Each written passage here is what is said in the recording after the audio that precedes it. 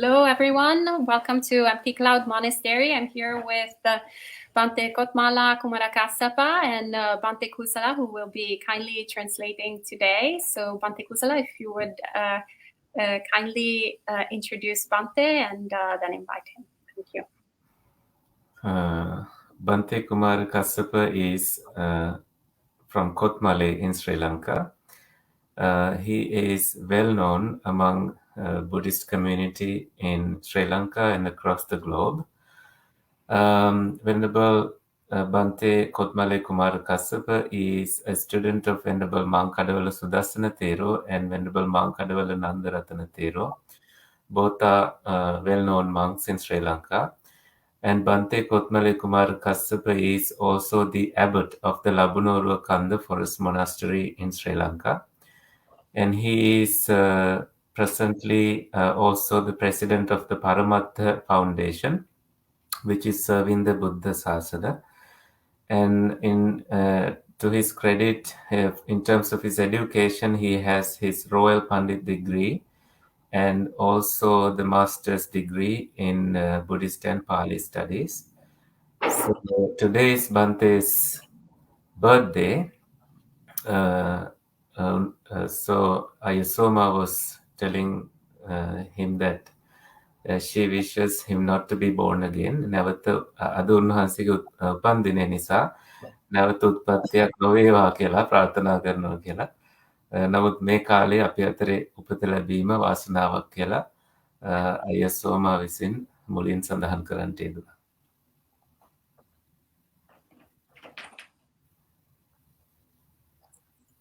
I had to say what you said about his birthday. Okay, thank you, Bhante. Sadhu 3 times. Sadhu, sadhu, sadhu.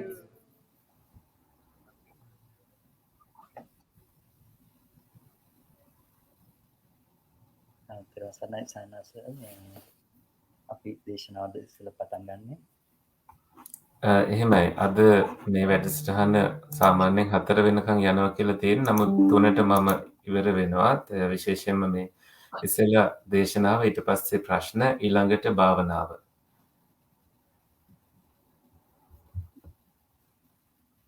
නමෝ තස් භගවතු අරහතු සම්මා සම්බුද්දස්ස නමෝ තස් භගවතු අරහතු සම්මා සම්බුද්දස්ස නමෝ තස් භගවතු අරහතු සම්මා සම්බුද්දස්ස.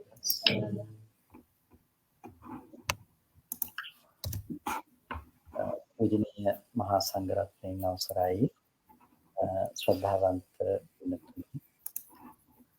Venerable members of Mahasangha and dear faithful devotees.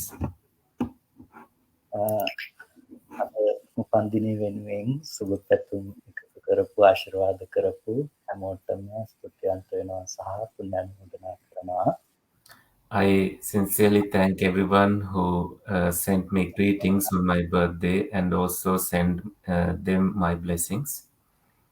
ඒ වගේම අපට මෙම රටට ආරාධනා කරපු ඉන්ටර්ක්ලවුඩ් මොනස්ටරි අපේ ගෞරවනීය සුදස්සෝ බන්ති සුදස්සෝටත් ඒ වගේම අයසෝම වහන්සේටලු අනිකුත් සියලු ස්වාමීන් වහන්සේලාටත් විශේෂයෙන්ම පුණ්‍යානුමෝදනා කරනවා. හැම කෙනෙකුටම මේ ධර්ම ලාභය ලබා ගැනීම වෙනුවෙන්. I also send my merits to Bhante Suddhaso, Ayasoma and the other Sangha members at the Empty Cloud Monastery for making Dhamma available to everyone through this live streaming and also inviting me to be here at the Empty Cloud Monastery. ඒ ලබා දීපු අවස්ථාව නිසා ඉන්ටර්ක්ලවුඩ් මොනස්ටරියට කරක්ම නෙමෙයි ඇමරිකාවේ ඉන්න බොහෝ දෙනෙකුට බොහෝ විහාරස්ථාන මුල් කරගෙන වැඩසටහන් පැවැත්වෙනවා. ඉතින් ඒ හැමදේම වෙනුවෙන් විශේෂයෙන්ම පුණ්‍යානුමෝදනා කරනවා.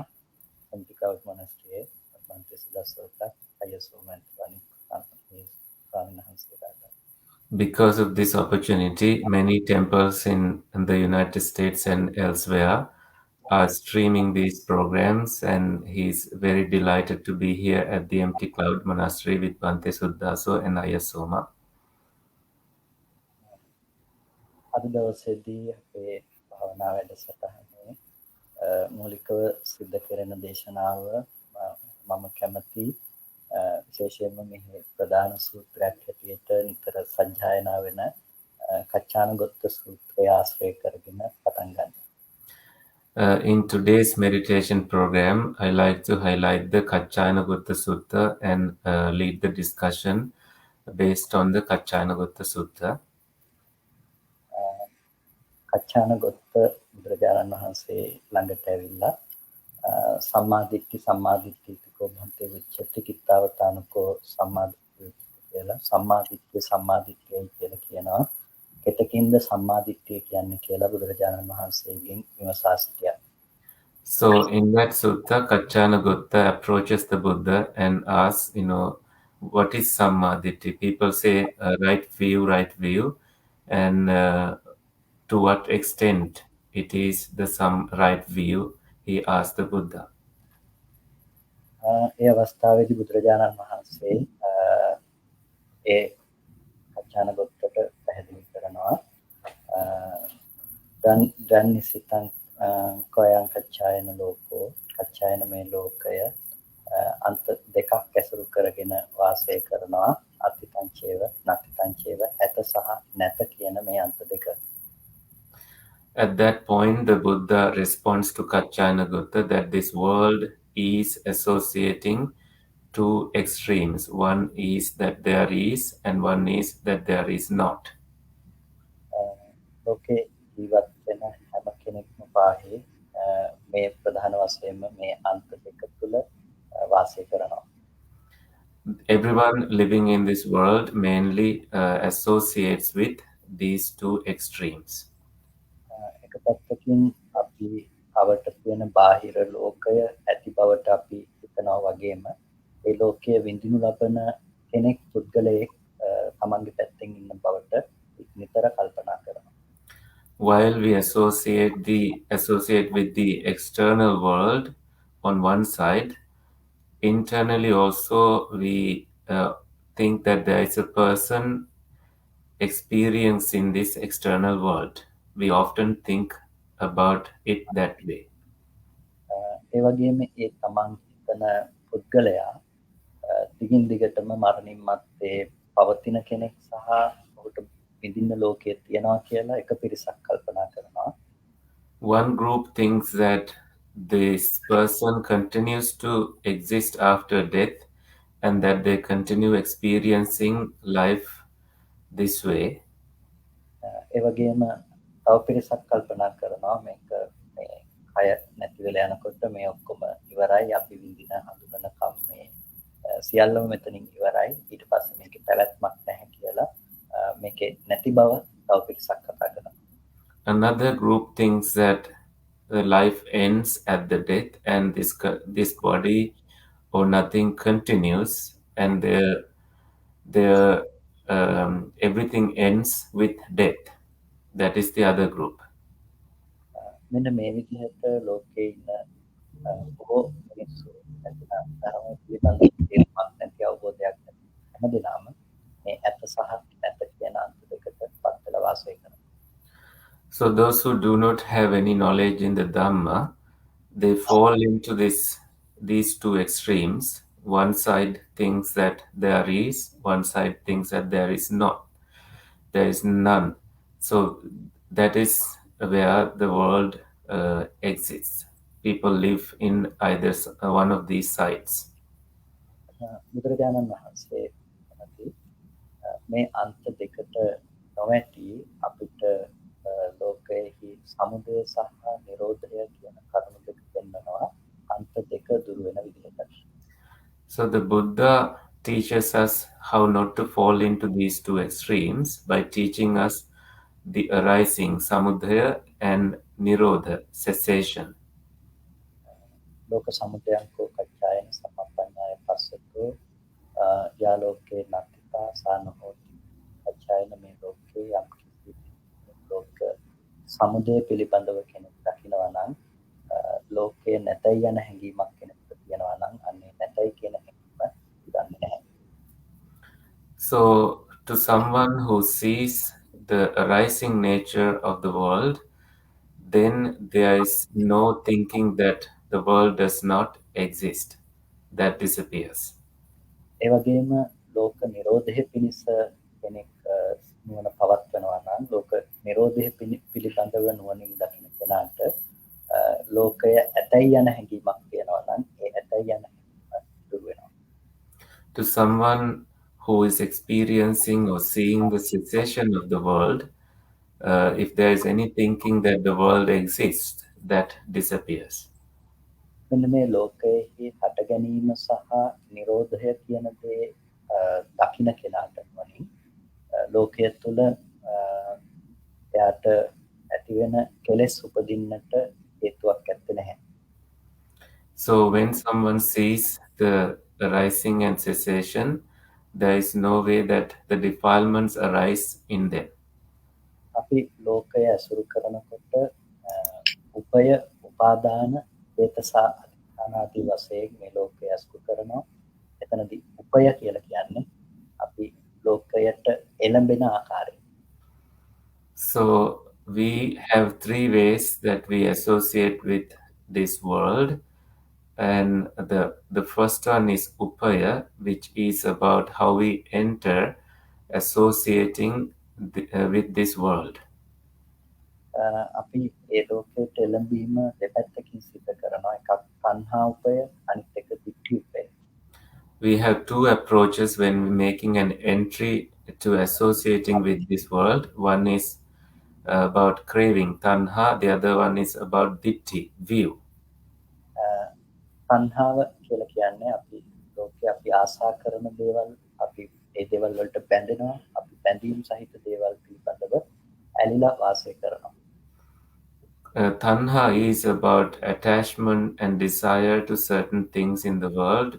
So we are attached and we live with the attachment in the world. දිට්ඨිය කියලා කියන්නේ දැඩි ලෙස ග්‍රහණය කරගන්න දේ. Ditti, right? Ditti view is something that you grasp. එතකොට දිට්ඨිය දැඩිව ග්‍රහණය කර ගැනීම කියන දේ අපිට විවිධ ආකාරයෙන් අපේ ජීවිතේ ගොඩක් පැතිවලින් උපදිනවා. So the view arises in many ways in life. එක පැත්තකින් අපිට අසාද දිට්ඨිය උපදිනවා. On one side, there is asada ditti, the view of indulging. අසාද දිට්ඨිය කියලා කියන්නේ අපේ රූපය පැත්තෙන් යම් සුවක් සොම්නසක් උපදිනකොට ඒ සුව සොම්නස රූපේහි පවතින දේ හැටියට දැඩිව අපි කල්පනා කරනවා ඒ මත පිටකා සිටිනවා.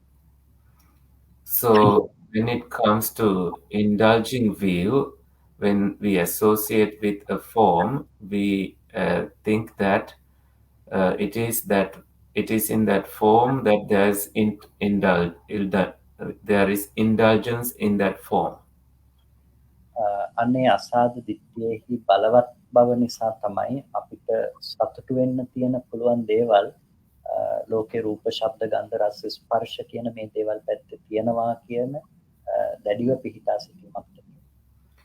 It is because of this asada ditti, the view of indulgence, that we see in seeing, hearing, smelling, tasting, physical sensations, and in thinking that there is the concept of there is arising. ඒ වගේම අපිට ඒ තියෙන දේවල් විඳිනු ලබන කෙනෙක් පුද්ගලයෙක් ඉන්නවා දිගින් දිගටම කියලා අපිට ඒ පැත්තෙන් අත්තානුදිට්ඨිය ආත්ම දෘෂ්ටිය ඇති වෙනවා.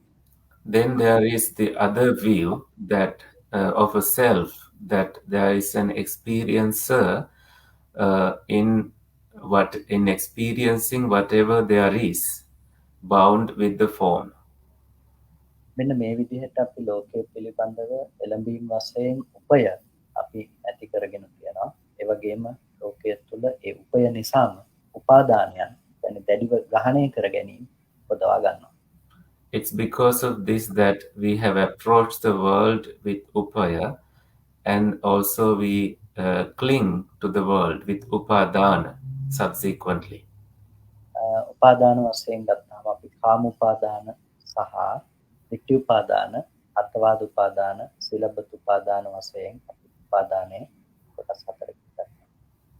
So the clinging is fourfold: Kama Upadana, Attavada Upadana, Ditti Upadana, and Bhava Upadana, සීලබ්බත. Silabhat Upadana. මෙන්න මේ ආකාරයෙන් අපි ලෝකය සිතින් දැඩිව ස්පර්ශ කරගෙන වාසය කිරීම සිදු කරනවා. So through these fourfold clingings, we grasp the world through our mind, and then we live accordingly. අපි අර ලෝකයත් ලෝක සමුදයත් ලෝක නිරෝධයත් මනාකොට දකිනවා නම් මෙන්න මේ උපය උපාදාන මේ ධර්මයන්ට හට ගන්නට පුළුවන් කමක් ලැබෙන්නේ නැහැ. If we see clearly the arising, samudaya, and cessation, so there is no way that clinging can arise. එතකොට අපිට මෙතනදී ටිකක් විමසා බැලීම වටිනවා. මොකද්ද මේ කතා කරන ලෝකය? මොකද්ද මේ උපදිනවා කියන ලෝකය? මොකද්ද මේ නිරෝධය දකින්නවා කියන ලෝකය කියන එක පිළිබඳව අපි විමසා බැලීම වටිනවා. So in that we need to investigate what this world is and examine its true nature. එතකොට මම කැමතියි මෙතනට තව සූත්‍ර කිහිපයක් එකතු කරගන්නට. So I'd like to bring several other sutras into this discussion. ලෝක සූත්‍ර සහ ලෝක සමුදය සූත්‍ර කියන මේ සූත්‍ර දෙක. The Loka Sutra and Loka Samudaya Sutra. බුදුරජාණන් වහන්සේ එක් අවස්ථාවක භික්ෂුන් වහන්සේලාට දේශනා කරනවා මේ ලෝකයත් ලෝක සමුදයත් ලෝක අස්තංගමයත් පිළිබඳව මහන්නේ මම දේශනා කරමි කියලා.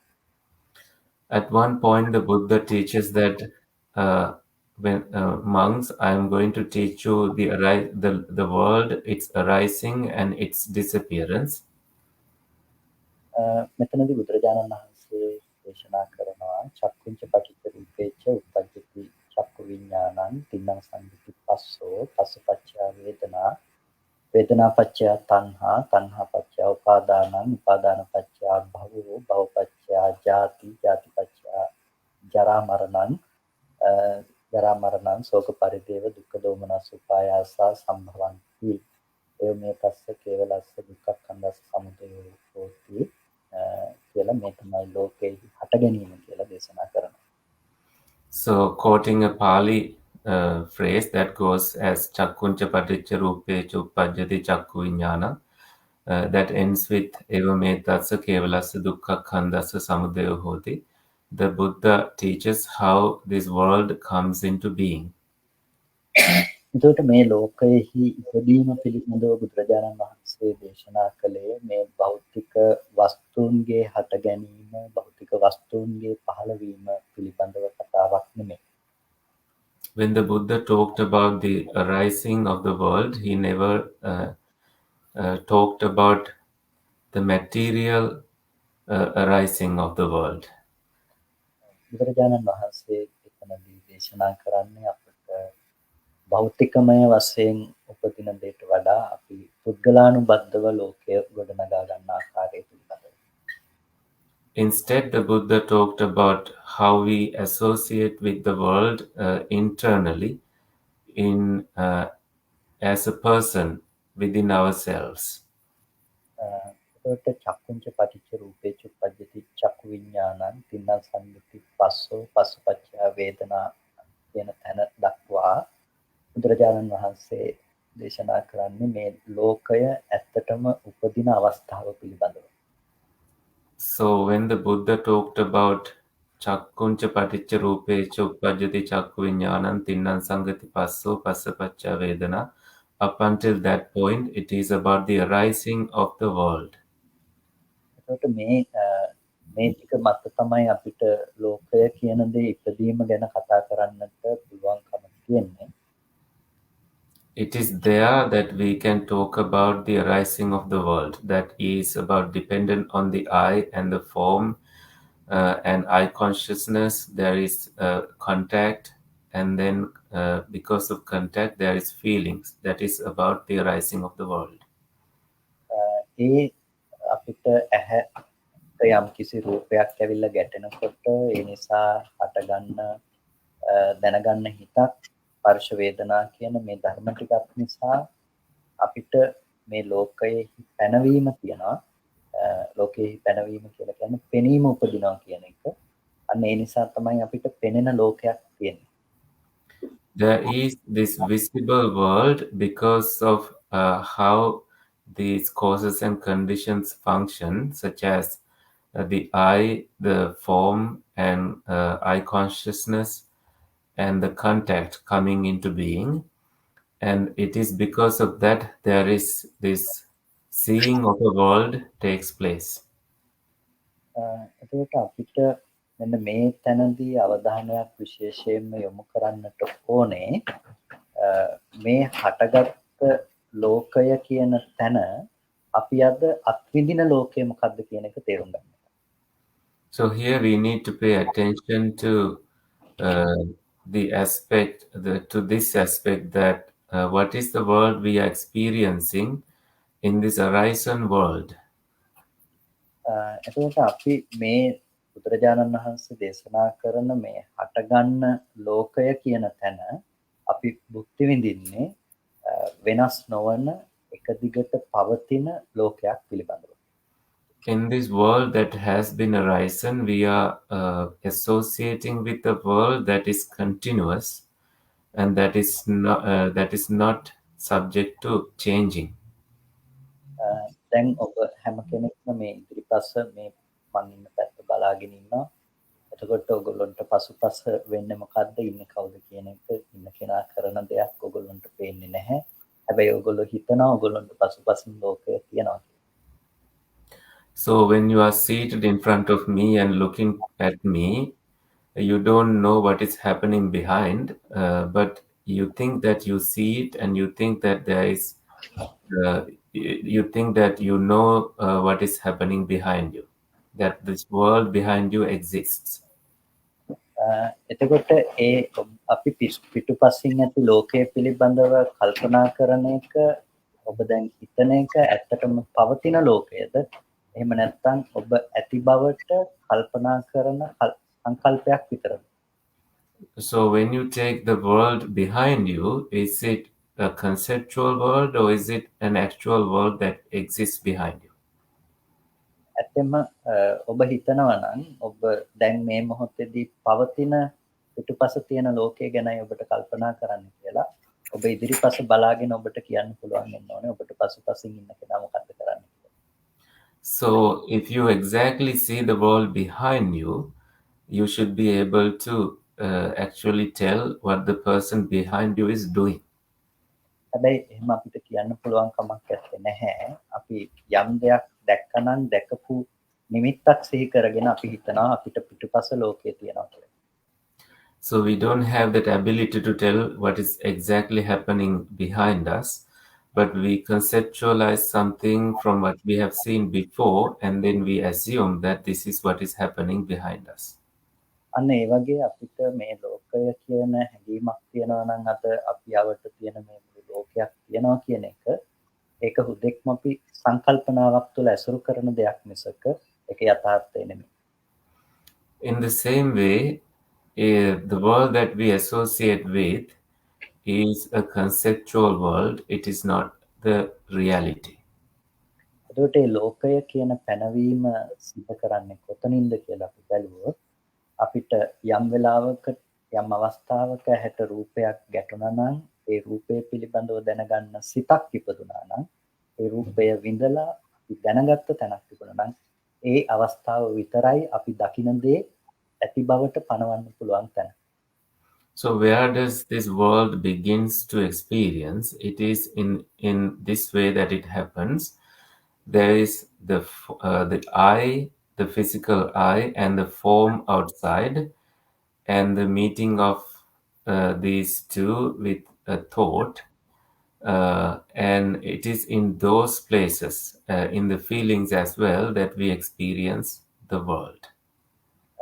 එතකොට අපි එක දෙයක් දිහා බලාගෙන ඉඳලා අපි ආපහු අනිත් පැත්ත හැරලා තව දෙයක් දිහා බලනකොට කලින් අපි දැකපු දේ දැකපු රූපය ඊළඟ මොහොතක නැවත කවදාවත් අපිට දකින්න පුළුවන් කමක් නැත්තේ.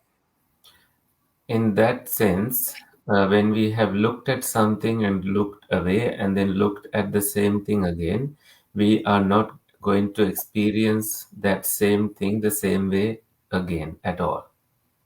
එතකොට අපි මෙන්න මේ ඒ තැන නැති වෙන ලෝකයේ පිළිබඳව දන්නේ නැති වෙනකොට අපි ජීවත් වෙනවා සංකල්පමය වශයෙන් හදාගත්ත මේ අපි අවට කට්ටිය ඉන්නවා තව අපි දේවල් දරවල් මිනිස්සු ඉන්න මේ ලෝකයක් තියෙනවා කියන සංකල්පමය තැනක ජීවත් වෙනවා. Because we don't see that the world is disappearing right there every moment. We have created a conceptual world and we comfortably live in that conceptual world, thinking that houses, everything else materially exists. එතකොට මෙන්න මෙතනදී අපි ප්‍රධාන වශයෙන් ලෝක දෙකක් පිළිබඳව මේ කතා කරන්නේ. So here we are talking about two different worlds. එකක් අපිට ඒ මොහොතට හටගෙන ඒ මොහොතට නිරුද්ධ වෙන යථාර්ථ ලෝකය. One is the world of reality, in which there is arising and immediately ceasing, and that is the world of reality. අනිත් එක ඒ යථාර්ථය නොදන්නකම නිසා අපි නිර්මාණය කරගත්ත ලෝකය. The other world is the world that we have created conceptually because we don't we ignore the reality. We don't have the knowledge to know the reality, real world. ඒක හරියට ඔබ කවුරුත් චිත්‍රපටි ටෙලිනාට්‍ය මේ දේවල් බලලා ඇති. It's like watching a film. I'm sure all of you may have seen one. මේකත් දකිනකොට ඔයගොල්ලන්ට මේක බොහොම දුක හිතෙන ජවනිකාවක් යනකොට ඔයගොල්ලන්ට ඒකත් එක්ක දුක හිතිලත් ඇති ඕන නම් ඇඳිලත් ඇති.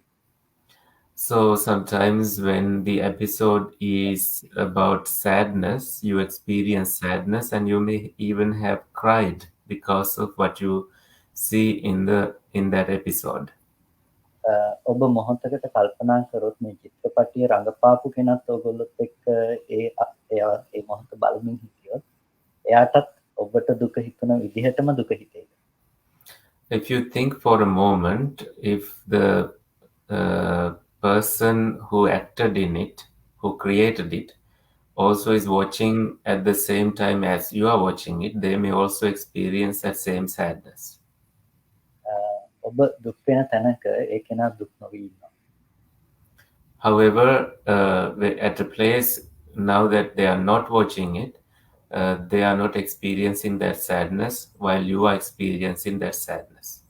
මොකද ඔබට දුක හිතෙන තැනක එයාට මතක් වෙන්නේ ඒගොල්ලෝ ඒක රඟපාපු විදිය, ඒගොල්ලෝ එතන hina වෙවි රඟපාපු විදිය, වැරදිච්ච හැටි, එතන සිද්ධ වුණ ඇත්තම තත්ත්වය එයා සිහි කරනවා. But instead, that person is who acted in it knows how they laughed there and how the actual scene was taken. So they have a different experience about it. එතකොට අපි එතන ඇත්තටම සිදු වුණ දේ නොදන්න නිසා අපි එක දෙයක් දිහා බලාගෙන දුක් වෙනකොට එයා එතන ඇත්තටම සිදු වුණ තත්ත්වය පිළිබඳව දැනුම් නැතුව ඉන්නකොට එයාගේ ජීවිතේට දුක ආවේ නැහැ. Now that because he noticed what actually happened while you experience sadness about the episode, because he knows exactly what happened, he didn't experience sadness in the same way. අපිත් අපේ මුළු ජීවිතේ පුරාම කරන්න යන්නේ විදිහ චිත්‍රපටි බලන එක. So in our whole world, whole life, what we are doing is watching films. මොකද අපි ජීවත් වෙන තැන අපි ජීවත් වෙන්නේ අර චිත්‍රපටියක් වගේ ඇත්ත තත්ත්වය නොදන්න තැනක අපි ජීවත් වෙනවා. So every place where we live conceptually, we are watching a film without knowing its real picture, real image of it. ඉතින් අපිට අඬන්න පුළුවන්, hina වෙන්න පුළුවන්, ලෝකෙ තුල සැප දුක විඳින්න පුළුවන් කම නිසා. Because of that, we can cry, we can laugh, and we can experience happiness and sadness. ප්‍රධාන වශයෙන් අර චිත්‍රපටයේ රඟපාපු කෙනාට දුක ආවේ නැත්තේ හේතු දෙකක් නිසා. It's because of two reasons that the person who acted in the film did not experience any sadness. එයා දන්නවා ඒක රඟපාලා ඉවර වුණ දෙයක් හැටියට. ඒ වගේම එයා දන්නවා ඒක සකස් කරලා ඉවර වෙච්ච දෙයක්. He knows that he has finished acting in it, and he also knows that it has been done. මෙන්න මේ කරුණු දෙක පිළිබඳව දන්න නිසා එයාට ඒක නොදන්න කෙනා දුක් වෙනකොට එයාට දුක් නොවී ඉන්න පුළුවන්කම ලැබිලා තියෙනවා. Because of these two facts, when the person who doesn't know these experience sadness, and he can stay free from that sadness. එතකොට අපිටත් අපේ ජීවිතේ කරුණු දෙකක් පිළිබඳව දැනගත්තොත් අපිට පුළුවන් ලෝකෙ දුක් මිනිස්සු දුක් වෙන තැනක දුක් නොවී ඉන්න. In the same way, if we know two things about this world, we can also stay without getting sad in a place where people experience sadness. පළවෙනි එක මේක රඟපාලා ඉවරයි කියන එක. දෙවෙනි එක සකස් කරලා ඉවරයි කියන එක. The first thing is that this has been acted upon, the act has been done, and the product is finished. The second one is the product is finished. එතකොට මොකද්ද අපේ ජීවිතේ අපි රඟපාලා ඉවරයි කියන දේ? අපිට යම් මොහොතක ඇහැට රූපයක් ඇවිල්ලා මේ රූපය පිළිබඳව දැනගන්න හිතක් උදිලා මේ ටික ඉතුරු නැතුව නැති වෙලා ඉවරයි. So what is the meaning of acting is done? That means we have seen a form and the thought about it has arisen. සකස් කරලා ඉවරයි කියලා කියන්නේ අපි අන්න එහෙම කරුණු තුනක් ඇති තැනක යමක් වෙනුණා කියන බව තියෙන තැනක මනසින් අපි දැනගත්ත නිමිති ටිකක් දැනගෙන ඉවරයි. So a place where we have conceptualized something in our mind, in using those three aspects, I, form, and cognizing it, we have already created a concept of it, objects of it, nimittas. එතකොට මෙන්න මේ කරුණු දෙක අවසන් වුණ බව අපි දන්නවා නම් අපිට කොයි වෙලාවකවත් අපි දකින දේවල් තුළ අපිට සතුටු වෙන්න හරි දුක් වෙන්න හරි දෙයක් අපිට හම්බ වෙන්නේ නැහැ. If we know these two aspects, that means acting and also the finishing of it, then we don't need to cry about it or be sad about it. එතකොට අපි ලෝකය සහ ලෝක සමුදය පිළිබඳව කතා කිරීමේදී අපිට ප්‍රධාන වශයෙන් ලෝක දෙකක් තියෙනවා කියලා කිව්වේ. අර ඇත්තටම රංගපාන මොහොතේ සිද්ධ වෙච්ච දුක්ඛදායක ජවනිකාවක් නැති බොහොම අටගෙන නැති වෙන ධර්මතා සමූහයක් කියන තැන තමයි එක ලෝකයක් බවට පත් වෙන්නේ. So one world is the world where nothing has arisen and it became a world to us. අනිත් ලෝකයේ බවට පත් වුණේ අපි අර රංගපාල ඉවරයි කියන එක දන්නේ නැති තැනක අපි චිත්‍රපටිය බලාගෙන ඉන්න අවස්ථාව වගේ අපි මේ ඇත්ත తත්වය නොදැනගෙන අපි නිර්මාණය කරගත්ත මනසින් නිර්මාණය කරගත්ත ලෝකයක් තුළ ජීවත් වෙනවා. The other world is living in a world we have conceptualized, not knowing that the work is finished. It's a conceptual living. එතකොට මෙතනදී බුදුරජාණන් වහන්සේ මේ ලෝක සමුදය පිළිබඳව අපිට දේශනා කරන්නේ ලෝකයේ උපදින විදිහ ගැන දේශනා කරන්නේ ස්වභාවයෙන්ම හටගන්න මෙන්න මේ ධර්මය පිළිබඳව එක අවස්ථාවකුත් ඒ වගේම අපි නිර්මාණය කරගෙන විදින තැන තව අවස්ථාවකුත් ඇටියට අපිට පැහැදිලි කරනවා. So when the Buddha talks about the world, he's talking about the naturally arising world and also the conceptually created world as two distinct worlds that we can experience. එතකොට මේ තැන් දෙකේදී අපිට ප්‍රධාන වශයෙන්ම තේරුම් ගන්නට පුළුවන්කම තියෙනවා එක ලෝකයක් පිළිබඳව අපිට කරන්න පුළුවන් දෙයක් ඇත්තේ නැහැ කියන එක. So then we realize that about one world there is nothing we can do about one of these worlds. ඒ තමයි අපිට ඇහැට රූප ගැටෙනවා ඒ පිළිබඳව අපි දැනගන්නවා කනට සද්ද ඇහෙනවා ඒ පිළිබඳව දැනගන්නවා මේක අපි ඉපදුණු තැන ඉඳලා මරණය දක්වාම සිද්ධ වෙන ක්‍රියාවලියක් ඒක ගැන අපිට වෙන කරන්න දෙයක් ඇත්තේ නැහැ. So the process of seeing a form, hearing a sound, and smelling something, this week there's nothing we can do about it. It happens from birth to death. හැබැයි අපිට දෙයක් කරන්න පුළුවන්කම තියෙන ලෝකයක් තියෙනවා. ඒ තමයි අපි අර ඇත්ත නොදන්නකම නිසා අපි නිර්මාණය කරගන්න ලෝකය අපිට නිර්මාණය කරගන්න නැතුව ඉන්න පුළුවන්කම තියෙනවා. So we can do something about the conceptual world. The conceptual world is created because we don't have the knowledge about the actual arising of it, but we can undo it by seeing. එතකොට ඒ ලෝකය අපි නැති කළ යුත්තේ කුමක් නිසාද? මොකද ඒක උපදින්නේ ඇත්ත නොදන්නාකම නිසා නැතිනම් අවිද්‍යාව නිසා. So why do we need to make an end to that conceptual world? We should know that it arises because we don't see the truth about the reality of its arising.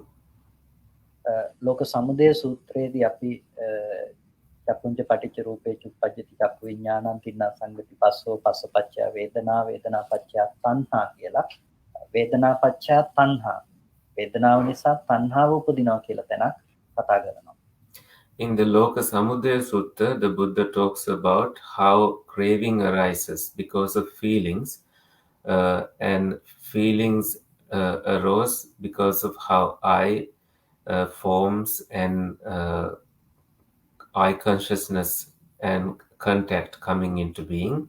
So in that sutta, it's highlighting about the craving aspect. එතකොට මෙතනදී වේදනාවකට කවදාවත් නිකම්ම තණ්හාවක් උපදින්නේ නැහැ. Here, craving does not just arise to any feeling. වේදනාවකට තණ්හාව උපදින තැන තණ්හාව කියන එකත් එක්කම තව කරුණු දෙකක් මෙතනදී අපිට හඳුනා ගන්නට වෙනවා. We need to identify two other things about craving here. ඒ තමයි අවිද්‍යාව සහ සංස්කාරය කියන මේ කරුණු දෙක. That includes ignorance and formations. අවිද්‍යාව කියලා කියන්නේ අර වේදනාව ස්පර්ශය පිළිබඳව විඥානය පිළිබඳව ඇහැ රූප පිළිබඳව දන්නේ නැතිකම. So ignorance here means not knowing about ignorance, feelings, formations, etc. එතකොට අපිට ඒ නොදන්නකම නිසා තමයි එහෙම දේවල් ටිකක් තියෙන තැනක අපිට අම්මා තාත්තා දුව පුතා කියලා අපිට සංකල්පමය වශයෙන් තියෙන දෙයක් හටගන්න දෙයක් ලෝකේ ඇත්තටම තියනවා කියන තැනකින් හම්බ වෙන්නේ. Because it is because of ignorance that we meet with the world where we think that there is mother, there is children, and the material existence of a world. ඒකට කියන්නේ අවිද්‍යාව නිසා උපදවපු ලෝකය කියලා. It is the world created because of ignorance. අන්න ඔය ලෝකය ඇතුලේ අපිට තියෙනවා දැඩිව ග්‍රහණය කරගන්න දේවල් උපාදාන වශයෙන් අල්ලගන්න දේවල් ඒ වගේම ඒ නිසා මේ ලෝකේ පවතිනවායයි කියලා අපි කල්පනා කරන අල්ලගන්න දේවල් ඔක්කොම පවතිනවා. So in that world there is clinging, things that we have grasped, and also the world that we are desiring to keep with us. ඒ වගේම ඒ තියෙන දේවල් විඳිනු ලබන මම නැතිනම් පුද්ගලයෙක් ඇති බවටත් අපිට හම්බ වෙනවා. Also, we meet with a person who is experiencing the world that is created this way. දැන් ඔය ඉන්න පුද්ගලයාට ලෙඩවීම මරණය මහලු බව අකමැති අයෙක් එකතු වීම කැමති අයගෙන් වෙන්වීම තමන් කැමති දේවල් නොලැබීම මේ ආදී සියලු දුක විඳින්න පුළුවන් කෙනෙක් බවට ඒ ඉන්න පුද්ගලයා පත් වෙලා තියෙනවා. This person has fallen into experiencing getting sick, saying goodbye to dear ones, and living with people that you don't like to associate with, death, and the whole mass of suffering. ඇත්තටම අපේ ජීවිතයේ පවතින තැනක කවදාවත් ඒ විදිහේ දුකක් පවතින්න පුළුවන් කමක් නැත්තේ නෑ. In reality, in a place where our life really exists, there is no way that that kind of suffering can take place. ඒ විදිහේ දුකක් පවතින්නේ අපි ඇත්ත නොදන්න කම නිසා මනසින් නිර්මාණය කරගත්ත ලෝකයේ තුල තමයි ඒ විදිහේ දුකක් පවතින්නේ සහ පවතින්න පුළුවන්කම තියෙන්නේ. There is the possibility for that kind of suffering to exist only in the conceptually created world, because we don't see the reality of how it arose. එතකොට දැන් බුදුරජාණන් වහන්සේ අපිට ලෝක නිරෝධය පිණිස ධර්ම දේශනා කරනකොට දේශනා කරන්නේ මෙන්න මේ අවිද්‍යා ප්‍රත්‍ය නිසා උපදව ගන්න ලෝකය නිරුද්ධ කිරීම පිළිබඳව. So when the Buddha talked about the cessation of the world, he talked about cessation of the ignorance that we have created about the conceptual world. අන්න එතකොට අපිට ලෝක සූත්‍රයට අනුව අපි කතා කළේ ලෝක සමුදය සූත්‍රයේ ලෝක සූත්‍රයට අනුව අපිට බලන්න පුළුවන් මේකෙදී අපි තේරුම් ගන්න තියෙන යථාර්ථය මොකක්ද කියන්නේ. So in that way, we were talking about the Loka Samudaya Sutta, but now we can switch to Loka Sutta and see the reality of it. බුදුරජාණන් වහන්සේගෙන් එක වික්ෂුන් වහන්සේ නමක් අහනවා ලෝකෝ ලෝකෝති බන්තේ උච්චති කිත්තවතානකෝ බන්තේ ලෝකෝති උච්චති සාමිනී ලෝකේ ලෝකේ කියලා කියනවා. එතකින්ද මේ ලෝකය කියලා කියන්නේ. So one of the monks approaches the Buddha and asks, the world is said, to what extent, by what sense that it is said that this world is. එතකොට බුදුරජාණන් වහන්සේ වික්ෂුන් වහන්සේට කියනවා ලුජ්ජති පලුජ්ජති විකෝ භික්ඛු ලෝකෝති උච්චති මහණ මේ ලෝකය බිඳෙනවා නැසෙනවා මේ නිසා තමයි ලෝකය කියලා කියන්නේ. It is because of lujjana and lujjati and palujjati that it is because of these qualities, that means breaking and cutting into pieces, I would say, and that is the world. එතකොට මොකද්ද මේ බිඳෙන්නේ මොකද්ද මේ පළුදු වෙන්නේ නැතිනම් නැති වෙන්නේ මොකද්ද?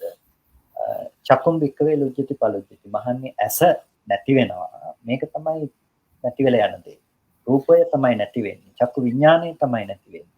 මෙන්න මේ විදිහට බුදුරජාණන් වහන්සේ දේශනා කරනවා මේ ඇහැ රූප චක්කු විඥාන මේ ධර්ම ටික නැති වෙලා යන දේ. The Buddha then talks about these dhammas, eye, forms, eye consciousness as things that break up and disappears. එතකොට මේ ලෝකය පිළිබඳව අපි තේරුම් ගන්නකොට අපිට තේරුම් ගන්නට තියෙන්නේ ලෝකය බිඳෙන බව, ඒ කියන්නේ ඇහැ බිඳෙන බව, රූපය බිඳෙන බව, සිත බිඳෙන බව මේ විදිහට තමයි අපිට ලෝකය පිළිබඳව තේරුම් ගන්න තියෙන්නේ. So when we realize the word loka, we need to realize how the eye breaks into pieces and how the form breaks into pieces and how eye consciousness also breaks. Bhante Sudha, so can I say break up? Does it make a different meaning or does it make the same meaning that we are trying to imply here? Break up or disintegrate or... Yeah, disintegrates. So, thank you, Bhante. The eye disintegrates, the form disintegrates, eye consciousness disintegrates.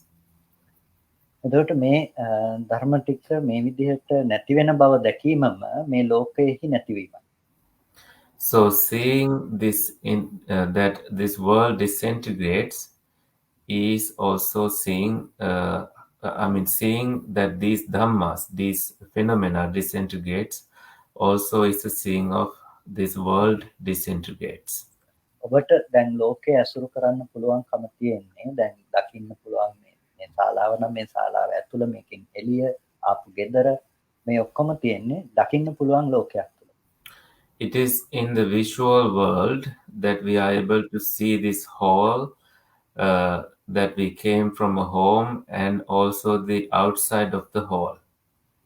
එතකොට මේ අපිට දකින ලෝකයේ පිළිබඳව නුවණාවොත් ඔයගොල්ලන්ට ඇසුරු කරන්න බාහිර ලෝකයේ තියෙනවා කියලා දකින ලෝකයක් හම්බ වෙන්නේ නැහැ. If the knowledge arises in you about this visible world, then you will never associate an external world. එතකොට අපි මෙතනදී තේරුම් ගන්න ඕන දේ තමයි මේ නැති වෙලා තියෙන්නේ රූප පේන ගතිය නෙමෙයි. රූපය පේනකොට අපි මේ දැනගන්න දේ එළිය තියෙනවා කියලා ගන්න මෝඩකම විතරයි නැති වෙලා.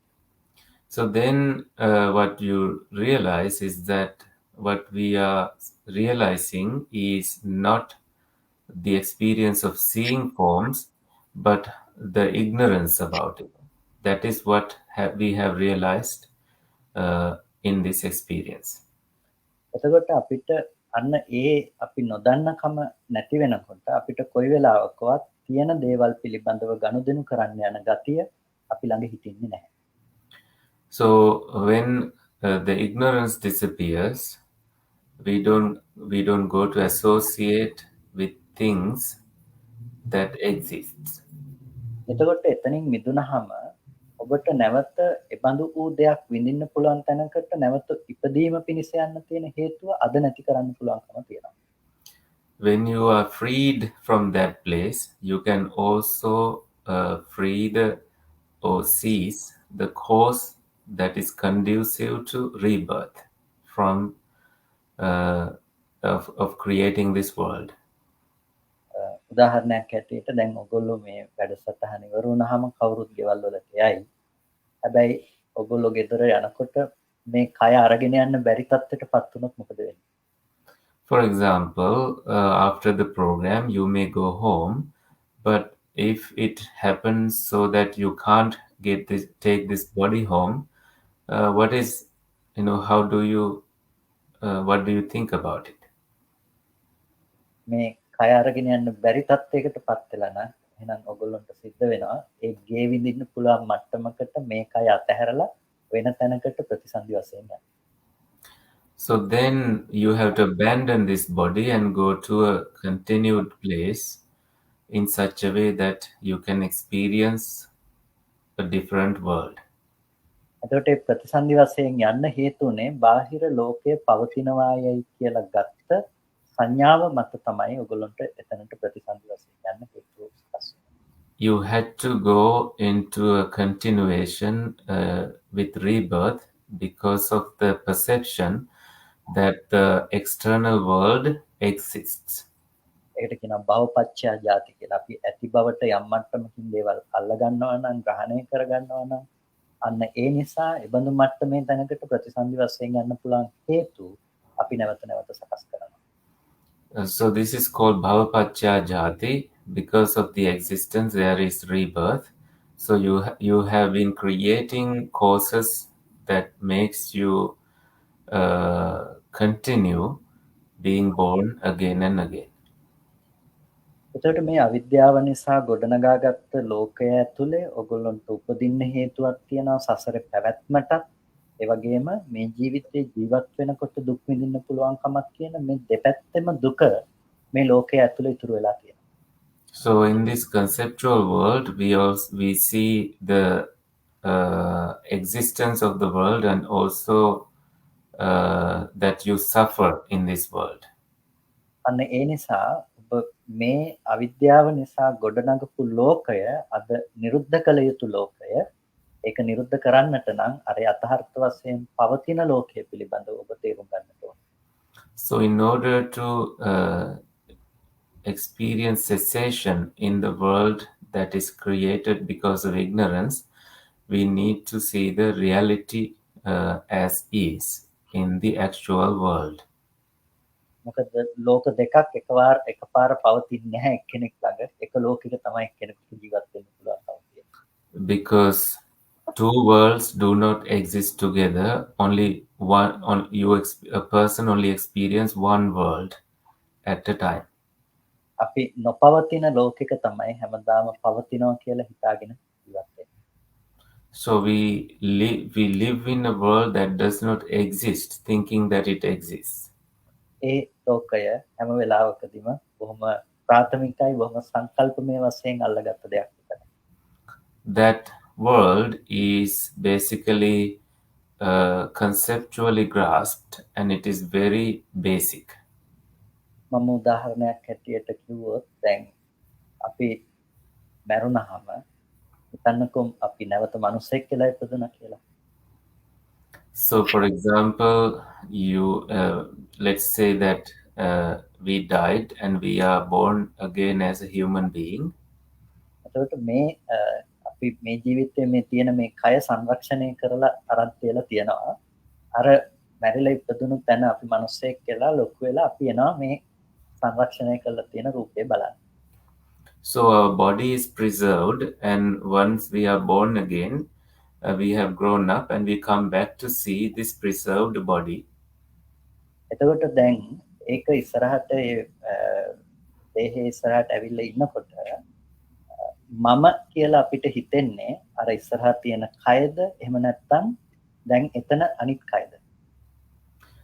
So when you have come to the corpse, your former corpse, is it your own body that you think as I, me, or is it that corpse that you think as yours? එතකොට ඔබේ අම්මා තාත්තා ඔබේ දරුවෝ ඔබේ ලෝකය ඔබේ සමාජ තත්ත්වය වෙන්නේ අර ඉස්සරහ තියෙන දේහයට සාපේක්ෂ ලෝකයේද එහෙම නැත්නම් මේ පැත්තේ Tamanට සාපේක්ෂ ලෝකයේද? දැන්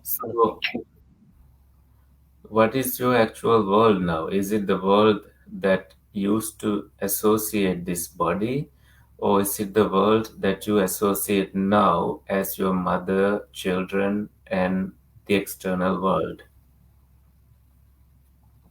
ඔබ කියයි දැන් ලෝකේ වෙන්නේ දැන් අලුතෙන් ඉස්සරහට ආපු කෙනාගේ ලෝකය කියලා. So then you will say that it is the new world that you created as a person who is alive now. එතකොට අර අතන තැම්පත් කරලා තියෙන දේහය තියෙන ස්වභාවයම නෙමෙයිද අපි දැන් මේ මම කියලා හිතාගෙන ඉන්න මේ අවස්ථාව.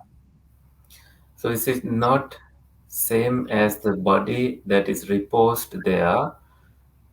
Is it not same as this experience that we have now in this new body? That they are both dead. එහෙනම් අපි දැනට මේ මම කියලා අපි අල්ලගෙන ඉන්නේ අපි ජීවත් වෙන්නේ මේ කයට සාපේක්ෂව අපි හදාගත්ත සංකල්පනා ටිකක් මිසක එහෙම නැතුව පවතින ලෝකයක් නෙමෙයි. In that way, when we say it is me, we have created the conceptual world as me and we are living in it. ඒකයි ඒ ලෝකය බොරුවක් කියලා කිව්වේ. It's because of this that we said that this world is a lie. ඒක යථාර්ථයේ බවට කවදාවත් පත් වෙන්නේ නැහැ. ඒක යථාර්ථය නම් එක තැනකදී තමන් වෙලා තව තැනකදී තමන් නොවන බවට පත් වෙන්න පුළුවන්. We can never say that it is the reality. If it is the reality, then in one place it cannot be me, and in another place it cannot be. It can be just me. එතකොට මෙන්න මේ විදිහට අපි මේ ලෝකය පිළිබඳව අපි තේරුම් ගත්තාම අපිට තේරෙනවා අපි කොච්චරනම් සංකල්පමය වශයෙන් ගොඩනගා ගන්න ලෝකෙක ජීවත් වෙන්නේ කියලා. So when we look at the world this way, we can now understand how we live in a conceptually created world. මීට මාස 5කට විතර කලින් අපේ තාත්තා මරණයටපත් වුණා. ඒ වෙලාවේදී මම අම්මලාට මේ පිළිබඳව ධර්ම කාරණාවක් පැහැදිලි කරලා දුන්නා. So about 5 months before this, my father passed away, and at that point, I was explaining this point to my mother. මම කියලා දුන්න දේ තමයි දැන් තාත්තා කියලා කියන්නේ මේ ඉස්සරහා මේ තියෙන කනබුන ආහාරය නිසා හටගත්ත කයද තාත්තා කියලා කියන්නේ. So then I told her, I explained to her that is it this body before us, the body that is created because of the food someone has taken, is it the father? ඒකට මේ කය නැතිනම් මේ තියෙන රූපය ඒක තාත්තා නෙමෙයි. ඒක කනබුන ආහාර නිසා හටගෙන ඒක නැති වෙලා යන දෙයක්. ඒක තාත්ත නෙමෙයි. So it is not this body. This body is not my father. This body that is built of different food taken is not the father. ඒ වගේම ඒ කය එතන ඇසුරු කරගත්ත යම් හිතක් තිබුණා නම් යම් විඥානයක් තිබුණා නම් ඒක තව තැනකට මේ වෙනකොට ප්‍රතිසන්දි වශයෙන් ඉපදිලා ඉවරයි. If there was a consciousness that associated this body with, it also has been reborn in some other place. එතකොට එයාට දැන් එතන ඉපදෙනකොට එයාගේ ලෝකය, එයාගේ අම්මා, එයාගේ තාත්තා, එයාගේ ලෝකය සම්පූර්ණයෙන්ම එතන දෙපා. So when he is reborn in a different place, his father, his mother, and his siblings, all of these are different. මම අම්මට කියපු දේ දැන් අම්මා එයා එයාගේ ස්වාමියා නෙමෙයි. එයාගේ පිටත් නෙමෙයි. So what I told my mother is that you are not his wife, and he is not your husband anymore. ඒ වගේම අපි දැන් ඔබේ එයාගේ දරුවොත් නෙමෙයි. ඒ වගේම දැන් අපිට ඒ සාපේක්ෂව ලෝකයේ සම්පූර්ණව නැහැ. අපි පිටයි වෙලා. In the same way, we are not his children, and that world has completely ended in relation to what he is experiencing now. එතකොට මොකද්ද අපි ජීවත් වෙන ලෝකය අම්මා ඉන්නවා දරුවෝ ඉන්නවා මේ ඔක්කොම මේ රූපේට මේ කයට සාපේක්ෂ තැනක තමයි අපි හැම වෙලාවකම. In that sense, what is the actual world where we live, where there is mother, there is all these other external people living in this world? එහෙනම් ඒක කවදාවත් ලෝකේ යථාර්ථයේ බවට පත් වෙන්නේ නැහැ. So it never becomes the reality in our, it's never the reality. යථාර්ථය කෙනකෙනාගෙන් කෙනකෙනාට සාපේක්ෂව වෙනස් වෙන්න පුළුවන් කමකුත් නැහැ. The reality changes from person to person. එතකොට යථාර්ථය නම් මේ හැමෝටම සාධාරණ එක ධර්මයක් විතරයි. The reality is common to a common Dhamma to everyone. අන්න ඒ දේ තමයි ලෝකය කියලා කියන්නේ. හේතු ටිකක් නිසා හටගන්න හේතු නැති වෙනකොට නිරුද්ධ වෙන ධර්මයක්. So the common Dhamma is that this world is built, created of causes, and when these causes and conditions disappear, this world disappears. අපි අද ජීවත් වෙන ලෝකේ තියනවා කියලා හිතන ලෝකය අර ඇත්ත යථාර්ථවත් ලෝකයේ ඇත්ත නොදන්නකම නිසා නිර්මාණය කරගත්ත අවිද්‍යා සම්පස්සේ නිසා හදාගත්ත හීනයක් ඇත්තටම පවතින දෙයක්. This conceptual world is a dream that is created out of not knowing the real world, and it is just a world that is built of ignorance. ඒ නිසා අපි මෙතනදී දකින්නට අවශ්‍යයි අපිට ඇත්තටම පවතින ලෝකය කියලා අපේ ආයතනයන්ට ඒ මොහොතේදී ගෝචර වෙන ධර්ම සහ හටගෙන නිරුද්ධ වෙන ධර්මයන් පිළිබඳව අපි තේරුම් ගැනීමක් කළ යුතුයි. So in terms of sense basis, we therefore need to see how different causes arise and how it comes into be in touch with the external world and how the conceptual world is created.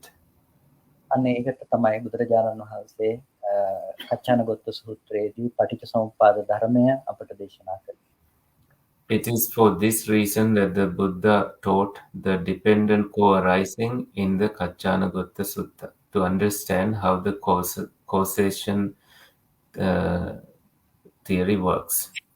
එතකොට අපිට තේරුම් ගන්න පුළුවන්කම තියෙනවා අපි වර්තමාන ජීවිතය බුදු හේතුඵල ධර්මක පැවැත්මක් පමණයි. එතනින් එහාට දෙයක් එතන නැහැ කියන එක. So then we need to understand that the present life is the continuation of causes and conditions. There's nothing beyond that.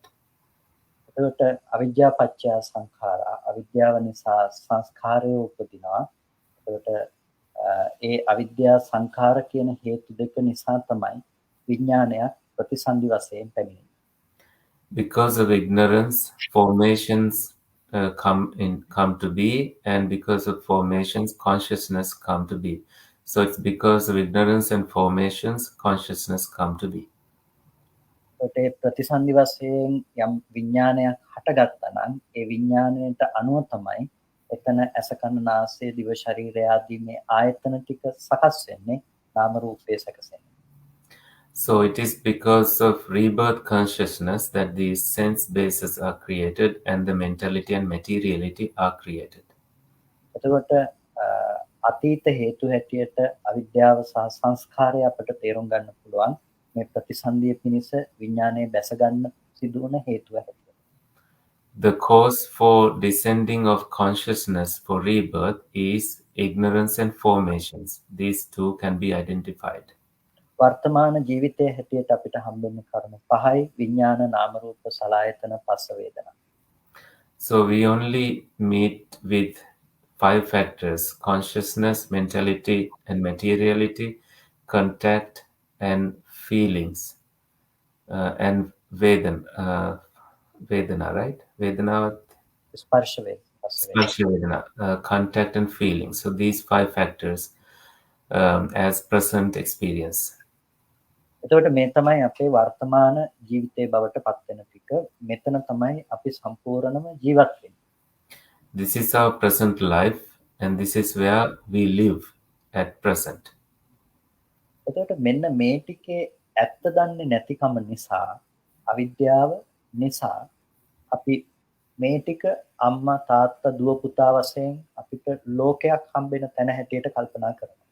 Because we don't see the truth about this, we think that this is the world where we meet with our mother, father and children.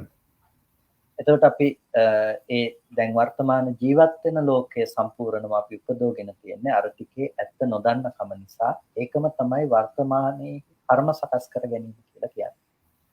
So the present life where we live is created because we don't see the truth about it, and this is also where we create new karmas.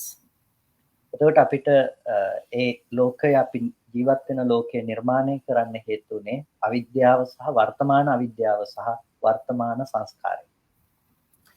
So the cause behind creating this life where we live is the present ignorance and present formations. යම් විදිහකින් අඹ බීජයක් නිසා අඹ ගහක් හැදෙනවා. In some ways, because of a mango seed, a mango plant is planted. අඹ ගහේ අඹ ගෙඩි හැදිලා අඹ පරම්පරාවක් හට ගැනීම සිද්ධ වෙනවා.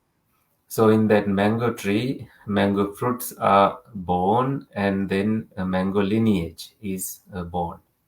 එතකොට අපිට අඹ ඇටේ වැයවීම නිසා අඹ ගහ හැදිලා තියෙනකොට ආපහු අර අඹ ඇටේ නැති කරනවා කියන එක කරන්න බෑ. Because of the mango seed, mango tree has been born, and now we can't get rid of the mango seed. හැබැයි අපිට පුළුවන් වර්තමානයේ උපදින ගෙඩි නැති කරලා අනාගතයට අඹ ගෙඩි හැදෙන මේ අඹ පරම්පරාව පවතින එක නැති කරන්න පුළුවන්. So what we can do now is to get rid of the present seeds being born, and then that way we can stop the future rising of more mango seeds. ඒ වගේ අපිට දැන් අතීත හේතු නැති කරන්න බෑ. අතීත අවිද්‍යා සංකාර කියලා අපි උපදින්න හේතු වෙච්ච අතීත දේවල් නැති කරන්න බෑ. හැබැයි අපිට පුළුවන් වර්තමාන ලෝකය හදාගන්න හේතු වෙන අවිද්‍යා සංස්කාර නැති කරන්න.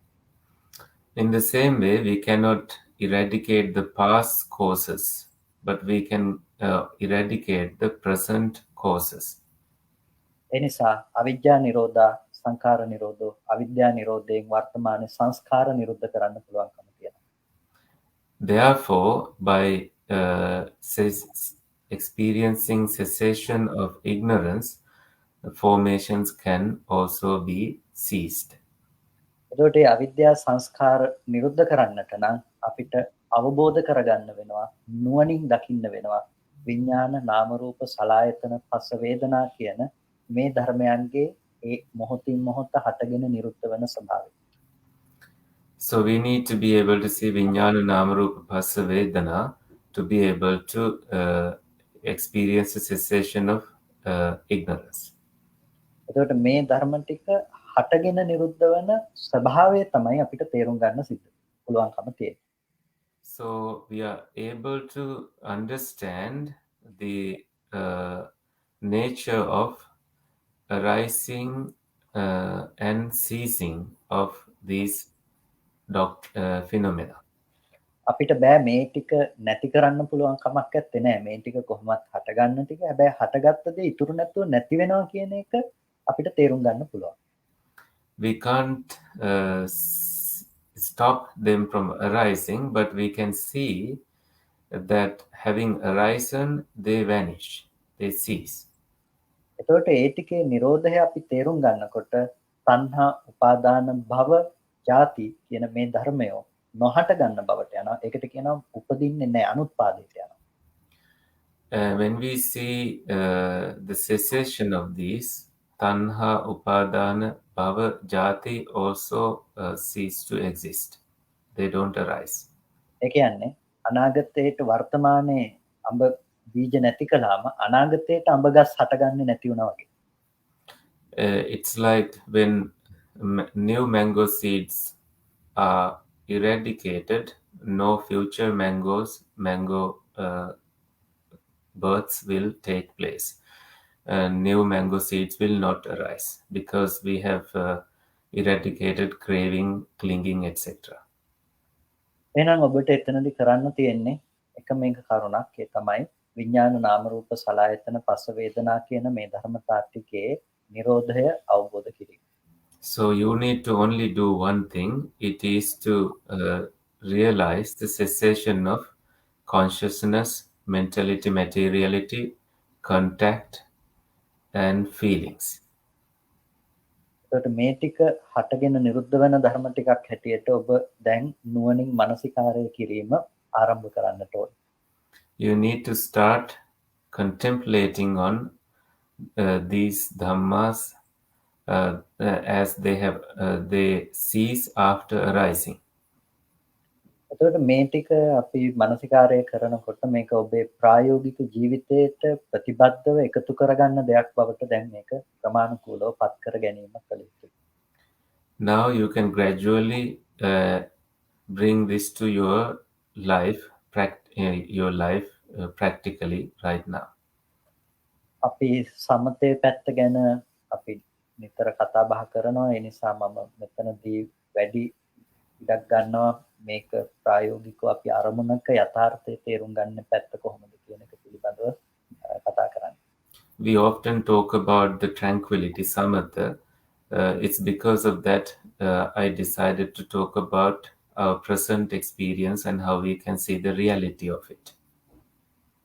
එතකොට එතනදී අපි වඩාත්ම තේරුම් ගන්නට ඕන දේ තමයි අපි ඇසුරු කරන අරමුණු වල තියෙන ඇත්ත ස්වභාවය දකින්න තැනකට අපි මානසිකාරයේ පැවැත්වීම. So here we need to pay attention to the reality of an object that we are focusing at. ඒකෙදී ඔබට ලෝකයේ ඇති බවට හම්බෙන අරමුණක් පිළිබඳව නුවණින් මෙනෙහි කිරීම ආරම්භ කළ යුතුයි. You need to begin reflecting wisely about an object that you are experiencing in the world.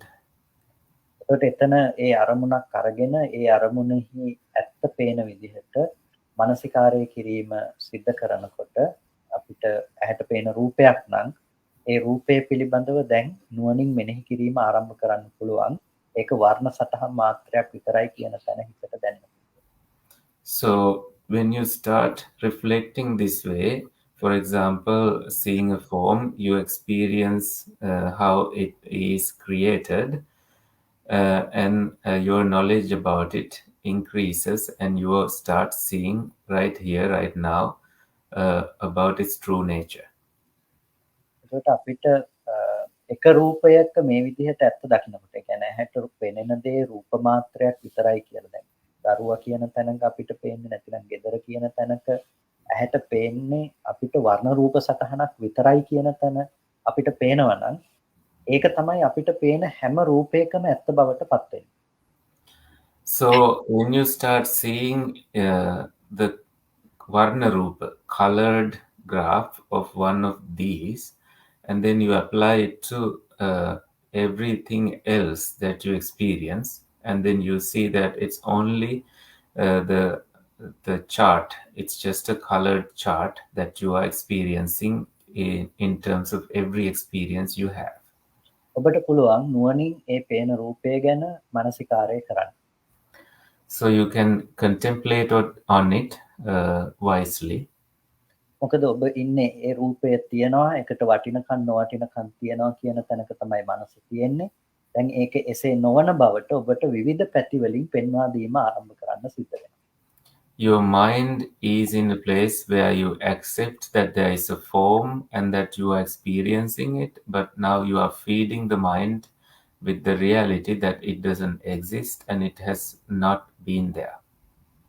ඒ නිසා ඔබ මොහොතකට කල්පනා කරලා බලන්න ඔබට දෙයක් පේනකොට ඔබ සතුටටපත් වෙන තැන රූපය නම් ඒක ඇයි අනිත් කෙනෙකුට එසේ නොවන්නේ කියන එක. So now you think when you are seeing something and you feel happy and you think why somebody else may not feel the same way. ඔබට දරුවා පේන තැනක ඔබ දරුවා කියලා හිතනකොට ඇයි ඒ රූපය අනිත් අයට දරුවා නොවන්නේ? So when you look at your child and you see that person as your child, but why then others don't see that that person is their child?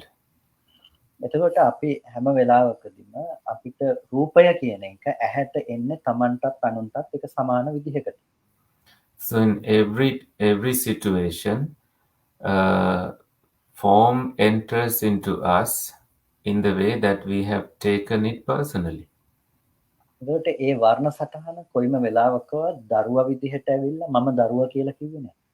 So that image never came to you and said, I am your child.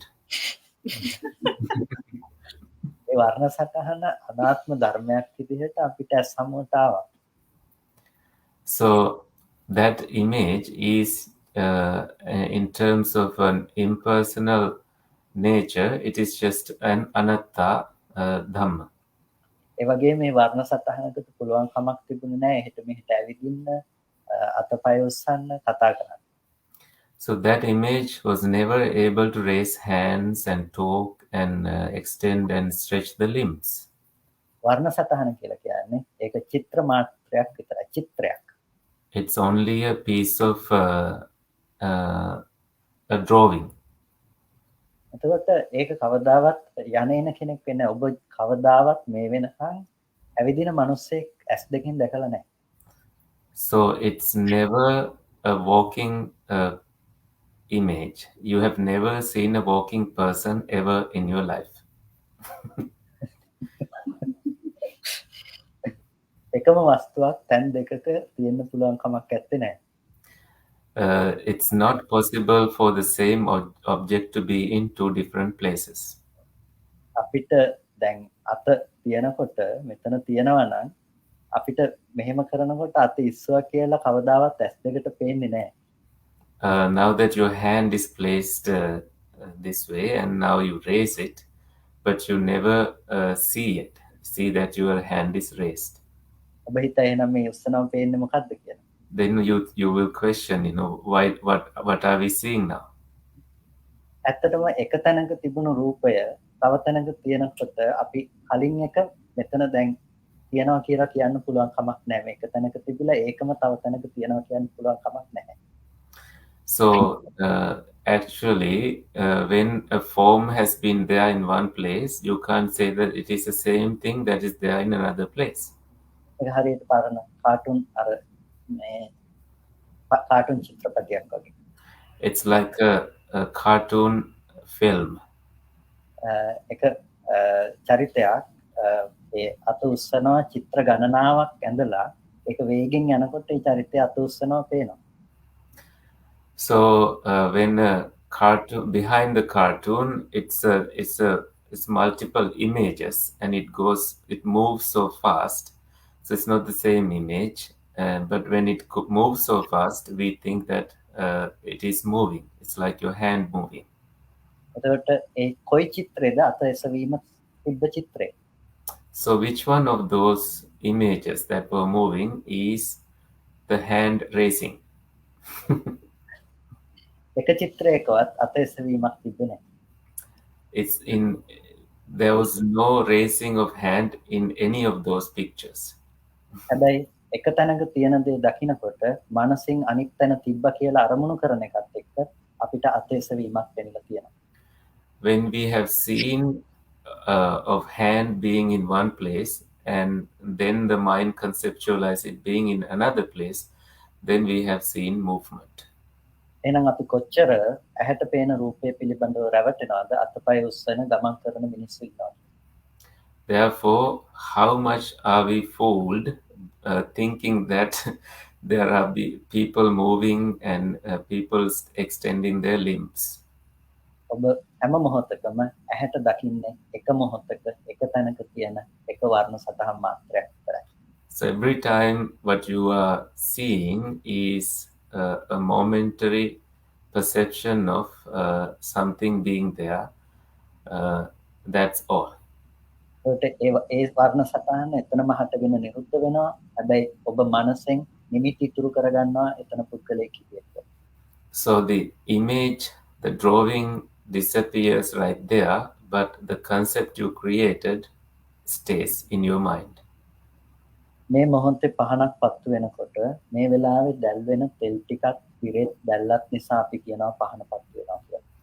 When a lamp is the light of a lamp is burning, we think that it is burning because of the wick.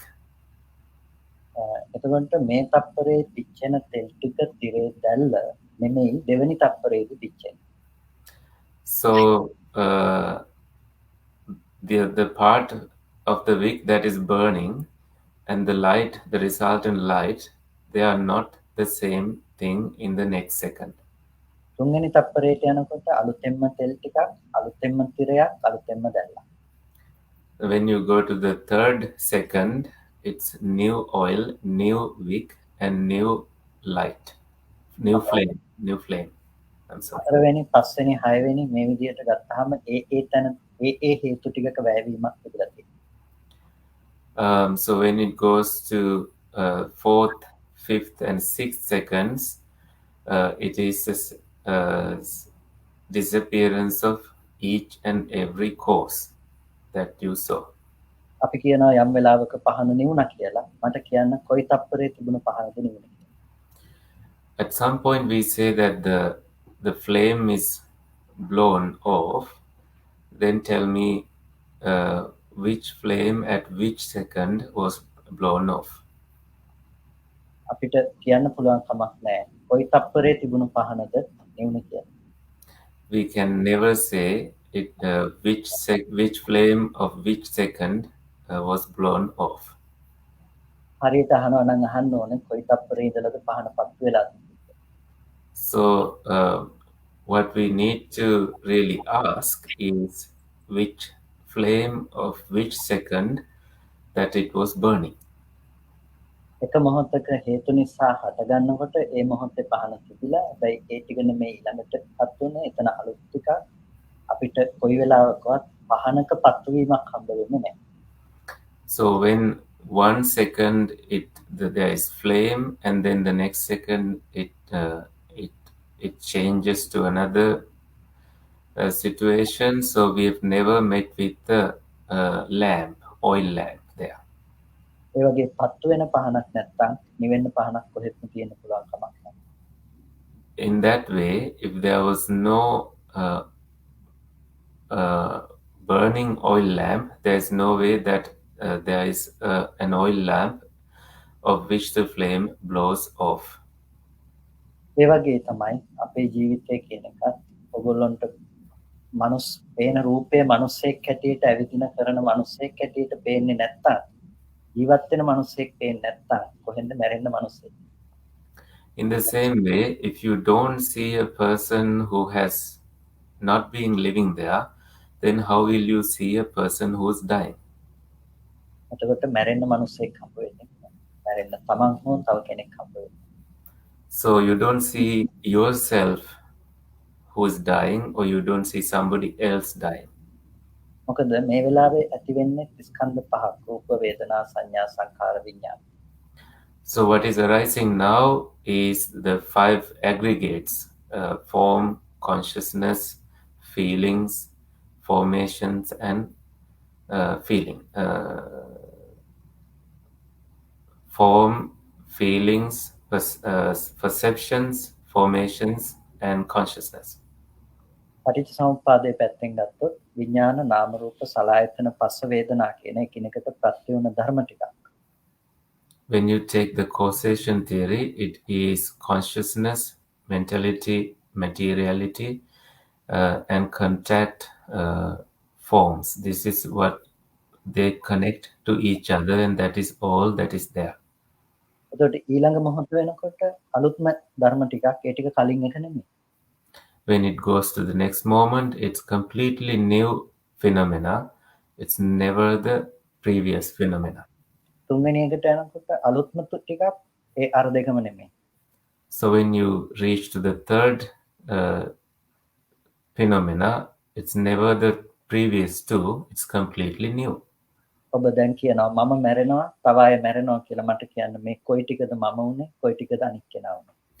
Now you say, I die now and somebody else dies. So which one of these was you? මේ ටික ඇතුලේ ඉපදෙන්න මම හෝ මැරෙන්න මම හෝ දෙයක් තිබුණේ නැහැ. Inside of these, there was no I to be born or I to experience death. තිබුණ එකම ටික මේ ධර්ම ටිකක් හටගෙන ඒ ධර්ම ටික නිරුද්ධ වීම විතරයි. What was there was only these phenomena arising and phenomena ceasing. එතකොට ඇහැට පේන අර රූපය කියන එක ඇතුළත අපි මෙන්න මේ විදිහට ඒක ඇතුළත ගිහිල්ලා ඔය ධර්මතා ටිකක් කියන නුවණ ප්‍රකට වෙනකන් අපි අපේ මානසිකාරයේ පැවැත්වීම කළ යුතුයි. So we need to maintain our attention in such a way that we are able to see how these phenomena arising and how the phenomena are passing away. එතකොට අපි එක තැනකින් පටන් ගත්තට මුළු සමස්ත ලෝකෙම යථාර්ථය එකක් වෙන බව අපිට තේරුම් ගන්න පුළුවන්. In that way, although we start from one place, we can see that the whole experience of the world everywhere is the same way. එනිසා ඔය ඇත්ත පේන විදිහට අපි ඇහැට පේන රූපයක් පිළිබඳව හෝ ශබ්ද ගන්ධ රස ස්පර්ශ මේ එකක් පැත්තෙන් අපි මානසිකාරය කරගෙන නැවත නැවත මානසිකාරය කරගෙන ගියත් අපිට පුළුවන් ඔය නුවණ උපදව ගන්න අපේ මනසේ. So in that way, either of a form that you see or some other experience, you only focus on one thing, and then you go on thinking of it and reflecting on it, contemplating the dhammas of it. That way you can see the whole experience of the world using that method. අන්න ඒ නුවණ උපදව ගැනීමෙන් පසු අපිට පුළුවන් මේ උපදවගත්ත නුවණ අපේ ආයතන පරිහරණය කරන හැම මොහොතකටම භාවිත කරන්න. So when that knowledge has been arisen, you can apply that knowledge to every moment that you experience the sense basis. අපි හරියට කණ්ණාඩි දෙක දිහා බලලා අපි කණ්ණාඩි දෙකක් අරගෙන ඇස් දෙකට දාගන්නවා. So we look at a pair of spectacles, and then we take them and then we put them into our eyes. ඒ දෙක දාගත්තට පස්සේ දාගෙන කණ්ණාඩි දෙක දිහා බලන්නේ නැහැ. කණ්ණාඩි දෙක හරහා ලෝකයේ දිහායි අපි බලන්නේ. So after putting them on, you never look at the spectacles, but you look at the world that you are seeing through these spectacles. අන්න ඒ වගේ දැන් මානසිකාරය එක අරමුණක් දිහා බලලා දරුවා හෝ ගෙදර හෝ එක අරමුණක් දිහා බලලා මානසිකාරය පවත්වන්න අපිට පුළුවන්කම තියෙනවා. So in the same way, with attention, you can look at a child or something, and then you can apply and maintain that attention, manasikara, toward every object that you see. එතකොට මේ මානසිකාරය තුල උපදින නුවණ ජීවිතයේ අනික් හැම ආයතනයකටම පොදුව අපිට භාවිත කරන්න පුළුවන්කම තියෙනවා. So the knowledge that arises because of this manasikara, this attention, you can apply it to every experience, every sense base in the world. එනිසා අපි සාමාන්‍යයෙන් භාවිත කරන සමතය අපි භාවිත කරන සිහිය කියන දේට අමතරව අපි ජීවිතේ අපිට ඇති බවට හම්බෙන අරමුණු පිළිබඳව අපි මෙන්න මේ විදිහට මේ දර්ශනය ඔස්සේ මානසිකාරය පැවැත්වීම අනිවාර්යයෙන්ම සිද්ධ කළ යුතුයි. So the mindfulness that we have and the tranquility that we have and the attention that we have, the manasikara, we need to apply it into the world that we associate with.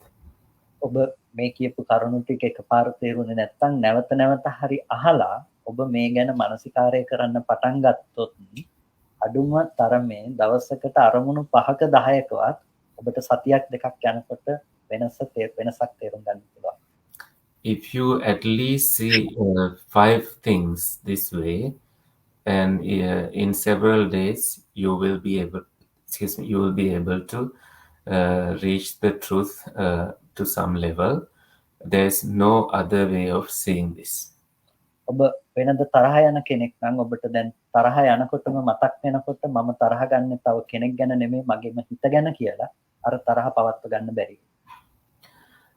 If you are a person who is getting angry, then you realize that you are getting angry of your own mind. It's not about that person. Then you can stop that anger. එතකොට අපිට කෙනෙක් ඉන්නවා ඉන්න කෙනා ගැන මෛත්‍රිය වඩලා තරහ යටපත් කරනවට වඩා මේක තරහ උපදින තැන නැති කිරීමක් මෙතනදී සිද්ධ වෙනවා. So instead of looking at a person and then radiating loving kindness toward them, you can eradicate where the anger arises, and that way anger disappears. ඒ වගේම ඔබ බොහොම කැමැත්තෙන් කල්පනා කරනකොට නැත්නම් අපි දරුවට ආදරේ අම්මට ආදරේ කියන තැනක ඔබට මෙනෙහි වෙනකොට ඔබ ආදරය කරන්නේ ඔබ බැඳෙන්නේ ඔබේම මනසට විසක කවදාවත් එළිය තියෙන දෙයකට නෙමෙයි කියලා ඔබට ඒක ටිකෙන් ටික දුරස් කරගන්න පුළුවන්කම තියෙනවා. So you can create a gap and then create a distance, thinking that what you are loving is not a person, and you are able to make this gap wider and able to distance yourself and stay on the side of the truth with this realization gradually. එනිසා මේ මානසිකාරය ඔබ නැවත නැවත ඔබේ ජීවිතයට පුරුදු කරන දෙයක් බවට අනිවාර්යයෙන්ම පත් කරගන්න. Therefore, make it a habit, definitely, that you keep this kind of manasikara attention in your life. I think මම කැමතියි මේ වෙලාවේ ප්‍රශ්න ගැටළු වලට අවස්ථාව ගන්න. කුසල හඳුනට වදින්න තියෙන නිසා. Now I like to give the opportunity for questions. Namayang Dhammakataya Sadhukarang Nadamase. Sadhu, sadhu, sadhu, anumodami. Thank you, Bhante Kumarakassapa, for this beautiful Dhamma talk. And thank you, Bhante Kusala, as usual, for making it accessible to all of us. And at this point, if there are any questions, we can ask them to Bhante. Well, since people are still gathering their thoughts, I'll go with my question. And I would like to ask Bhante if he could explain essentially, or if he could advise how to practice in the way that he has described without falling into the wrong view that the Buddha talks about as going into there is no mother nor father, there is no this world and the next world. So essentially falling also into the basically in the non-existence. සායනහන්ස දැන් මේ විදියට පුහුණු වෙද්දී බුදුරජාණන් වහන්සේ දේශනා කළ තියෙනවානේ අම්ම කෙනෙක් නෑ කියන මිත්‍යා දෘෂ්ටියට තාත්තා කෙනෙක් නෑ කියන මිත්‍යා දෘෂ්ටියට වැටෙන්නේ නැතුව කොහොමද මේ පුහුණුව පවත්වා ගන්නෙ කියලා අහනවා. ඔව් ඒක ඉතාම වැදගත් දෙයක්. පළවෙනි දේ තමයි ලෝකෝත්තර සම්මාදිට්ඨිය පිළිබඳව අපි කතා කරන්නේ ලෞකික සම්මාදිට්ඨිය මත පිහිටි කෙනෙකුට. So It's a very important question, important thing to remember. The first thing is that we talk about the supramundane right view to someone who is already established in the mundane right view. එතකොට අපිට මේ දර්ශනයෙන් තුල අපි කතා කරන්නේ අම්මා තාත්තා හෝ කෙනෙක් නැහැ කියන තැනකට පත් කර ගැනීම පිණිස නෙමෙයි. මොකද අපිට ප්‍රශ්නේ තියෙන්නේ දැන ගැනීම නොවන නිසා. So what we are talking about is not to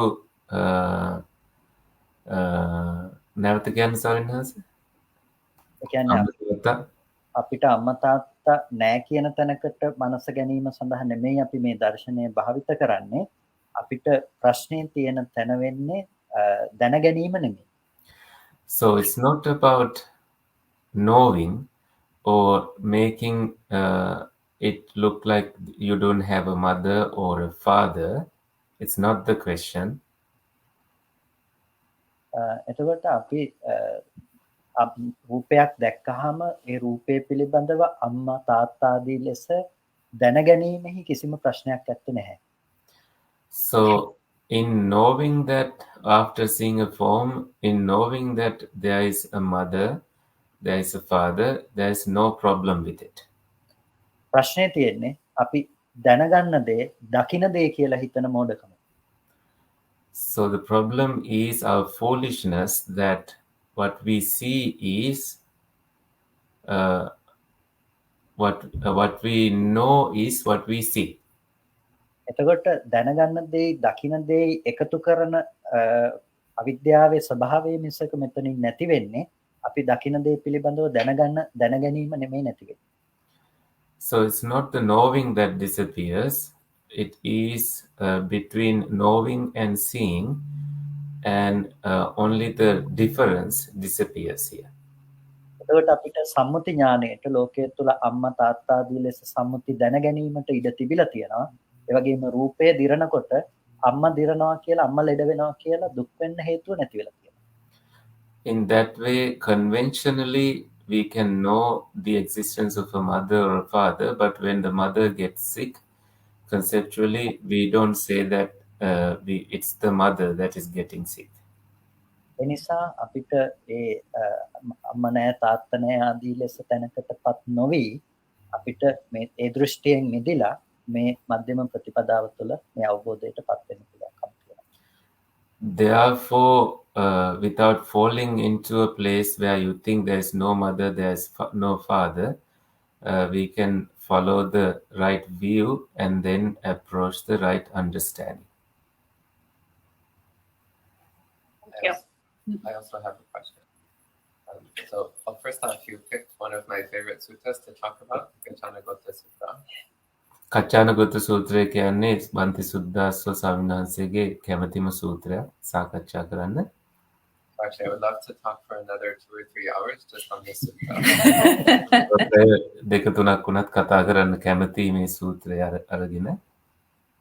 But for now, I'd like to hear your thoughts on the phrase "dukkhameva upajjamanam upajjati, dukkham virujjamanam nirujjati." It's just dukkha that arises and dukkha that ceases. එතකොට දුක්ඛමේව උපජ්ජමානං උපජ්ජති දුක්ඛමේව නිරුජ්ජමානං නිරුජ්ජති කියන මේ පාඩය අරගෙන ඒක දුකයි උපදිද්දී උපදින්නේ දුකයි නැති වෙද්දී නිරුද්ධ වන්නේ කියන මේ පාඩය ගැන සූත්‍රයෙන් අරගෙන සාකච්ඡා කරන්න කැමතියි. දුකම හට ගන්නවා දුකම නිරුද්ධ වෙනවා කියන එක පිළිබඳව ඇත්තටම තව පැය දෙක තුනක් වුණත් කතා කරන්න පුළුවන්. Arising of the dukkha arising and dukkha disappearing. This can definitely take 2 hours to discuss.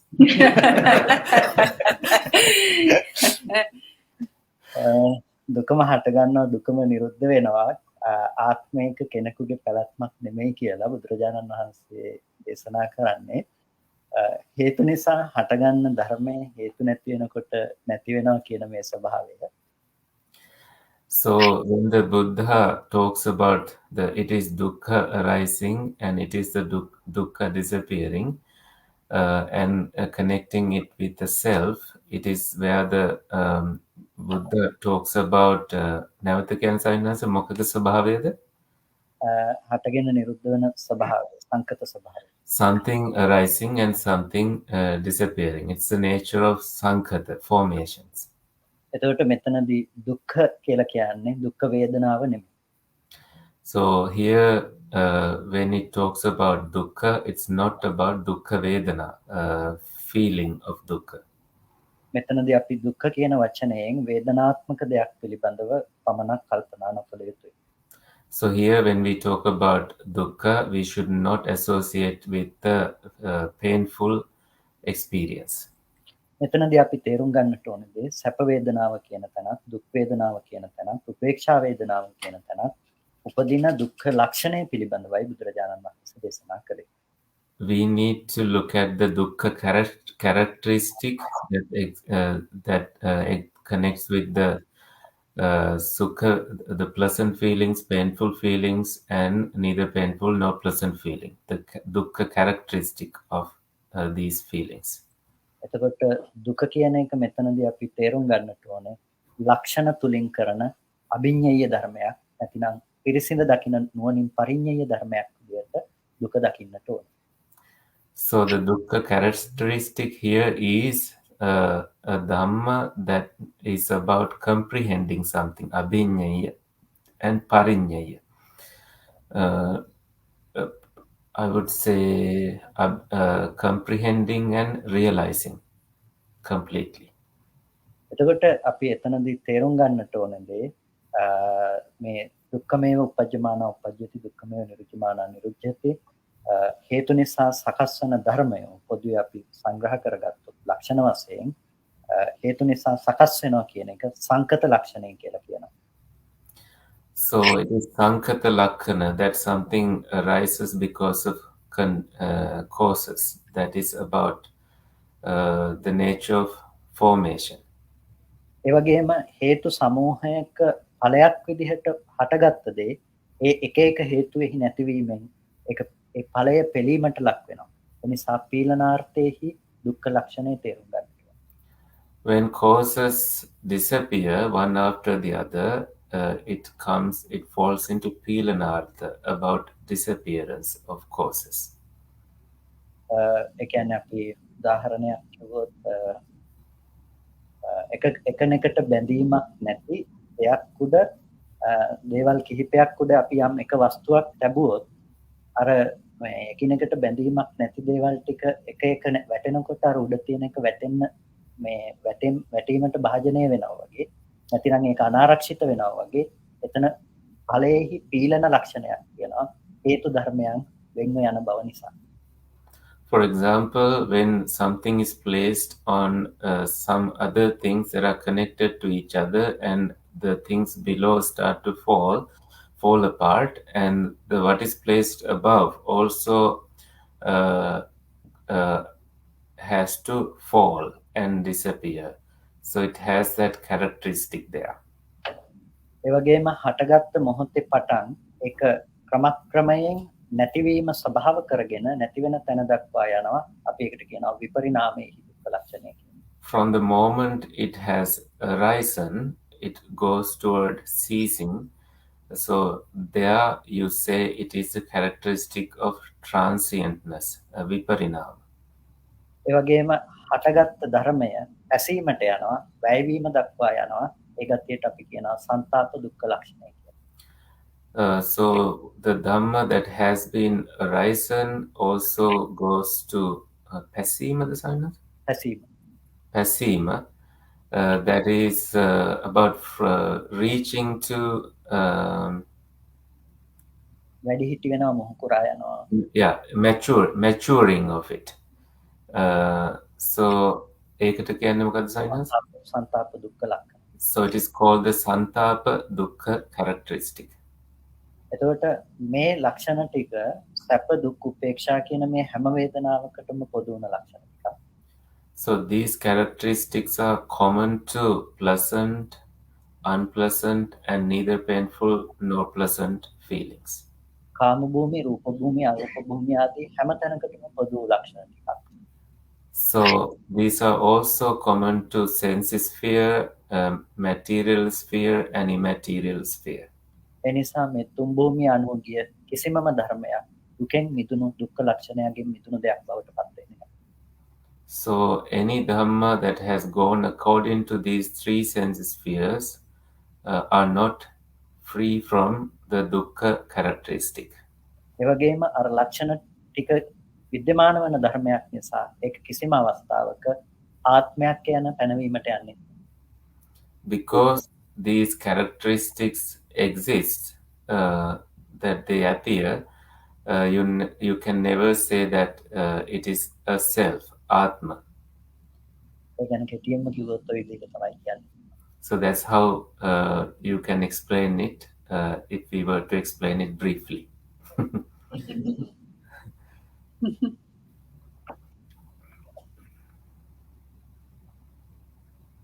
Okay.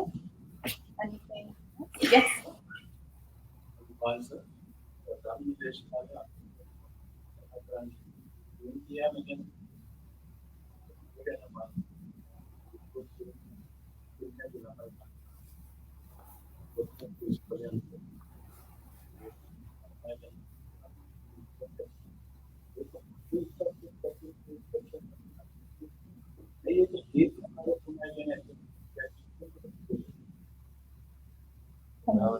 Yes.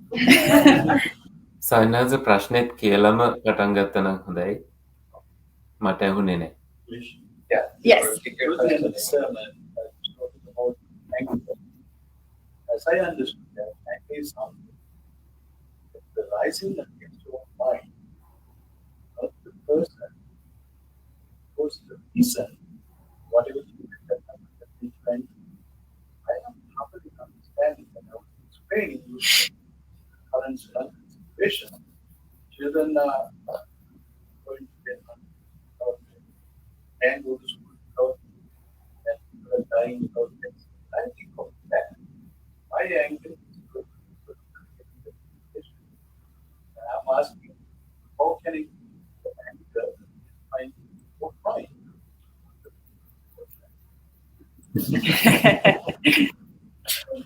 ස්වාමීනාස ඇහුණාද? මට ඇහුන්නේ නැහැ මොනවද? I did not hear the question. ස්වාමීනාස ප්‍රශ්නේ උනේ මේ දැන් යම් දෙයකින් අපි මනසත් එක්කම තරහ ගන්නවා කියලා කිව්වහම ඒක කොහොමද වෙන්නේ කියන එක ගැන. ඒකට දැන් උදාහරණයක් ඇටියට දැන් ලංකාවේ තත්ත්වය පිළිබඳව කල්පනා කළාම ළමයින්ට ඉස්කෝලේ යන්න විදියක් නැහැ. හරියට ඒ ප්‍රශ්න තියෙනවා. ඒකට දැන් මේ දේවල් ගැන කල්පනා කරලා තරහක් උපදිනකොට ඒක කොහොමද තමන්ගේ මනසත් එක්කම තරහ ඇති කර ගැනීමක් වෙන්නේ කියන ප්‍රශ්නයක්. So the question is about someone getting angry about within oneself, especially thinking about what is happening in Sri Lanka, that children can go to school, and then you get angry. So how do we explain this situation? එතකොට මම හිතනවා මෙහෙම කියන්නම්කෝ දැන් කරුණු කීපයකින්ම පළවෙනි එක අපි ලංකාව ගැන කල්පනා කරනවා. ලංකාව තියෙන්නේ කොහෙද? So the first thing is we think about Sri Lanka. So where is Sri Lanka? මහත්ය දන්න ලංකාව මහත්යගේ ඇති කරගත්ත මානසික අත්දැකීමක් පිළිබඳව තමයි කල්පනා කරන්නේ. ඒ ලංකාවේ ඉන්න ළමයි කියන එක ගැන මහත්ය ඇති කරගත්ත සංඛාර නිමිත්තක් පිළිබඳවම තමයි දැන් මේ ළමයි ජීවත් වෙන්නේ මහත්යගේ සංඛාර නිමිත්ත පිළිබඳව. ලංකාවේ තත්ත්වය මහත්යගේ සංඛාර නිමිත්ත පිළිබඳව.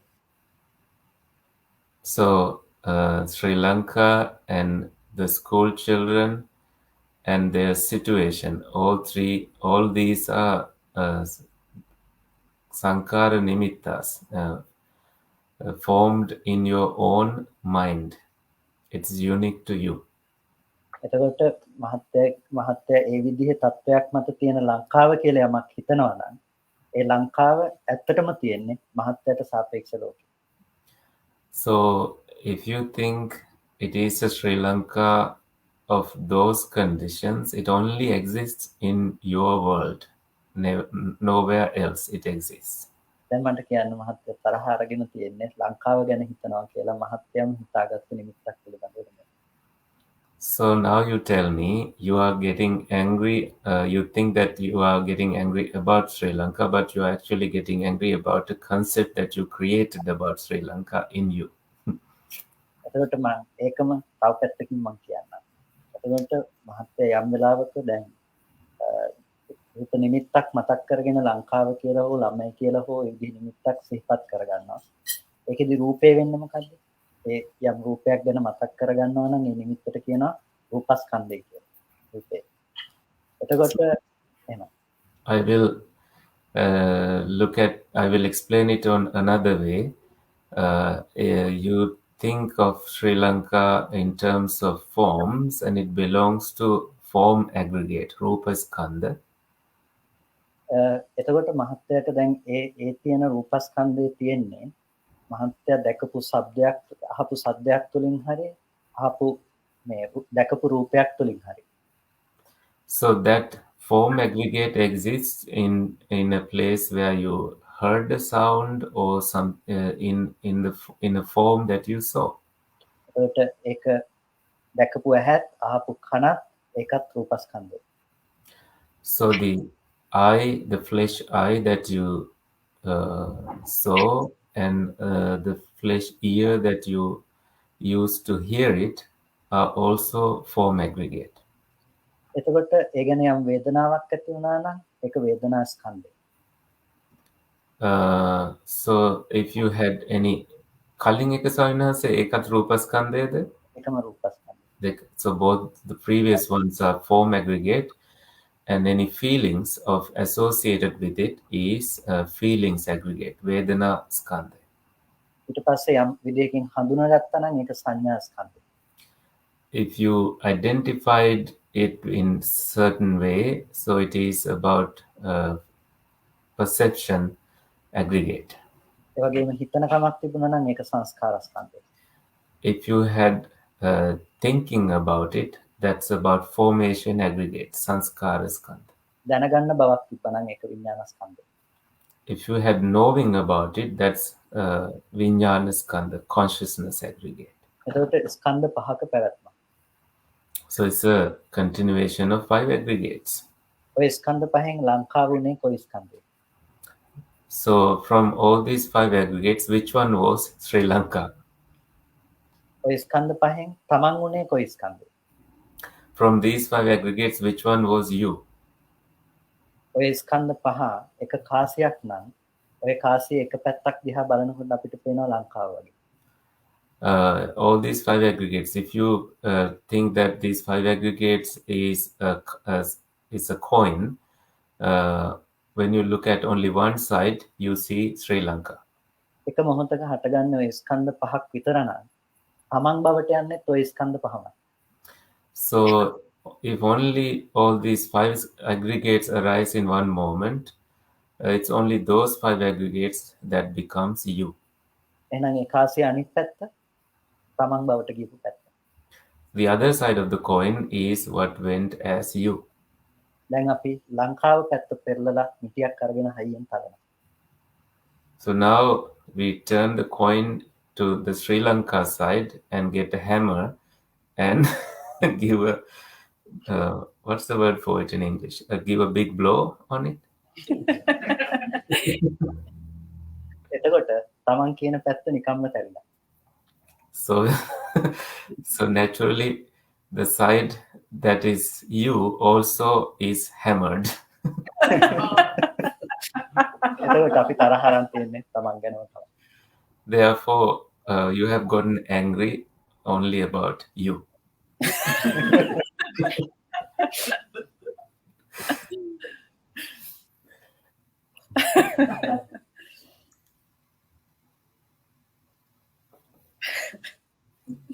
Thank you.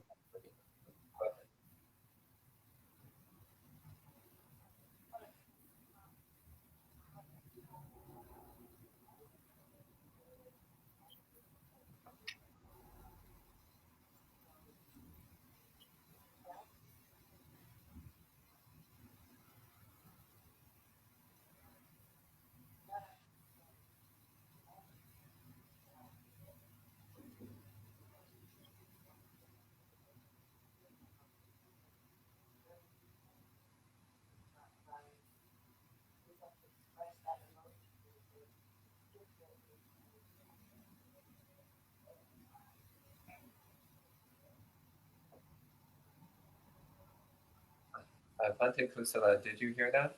No. No. So one of the people here was saying that in anger management training, they say that anger is a secondary emotion. So often it starts with feeling something like sadness or frustration, like about the situation in Sri Lanka, for example. And then because of some difficulty in relating with that emotion or feeling it or expressing that emotion, then we go into anger. තරහව කියලා කියන්නේ ද්විතීයක හැඟීමක් විදියටයි එතන පැහැදිලි කරන්නේ ලංකාවේ සත්වය කියන එක ගත්තාම ඉස්සෙල්ලා අපිට දුකක් හරි මොකක් හරි ඉස්සෙල්ලා ඇති වෙන්නේ ඊට පස්සේ තමයි තරහව ඇති වෙන්නේ කියලා කියනවා. අපි ධර්මයේ තුල කතා කරන්නේ ඒ දෙයම තමයි. හැබැයි අපි කතා කරනකොට දුක කියලා කියන්නේ තරහෙම තව එක පැත්තක්.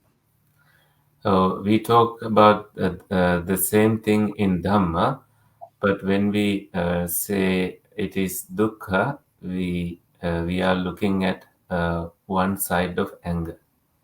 ඒකට කියන අපි පටිඝය කියලා. We call it patiga, aversion.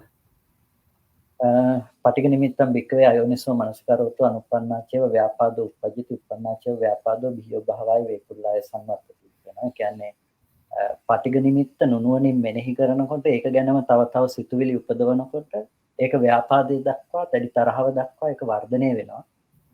ඒක නූපන්නා වූ ව්‍යාපාදී ඉපදීමටත් උපන් ව්‍යාපාදයේ වැඩිවීමටත් හේතු වෙනවා. ඒ ගැන නුනුවණින් මෙනෙහි කරනවා. When you reflect on it unwisely, when there is patiga nimitta, aversion, object of aversion, it converts into anger, bringing up anger that was not there and increasing the anger that was there because you reflect on it unwisely.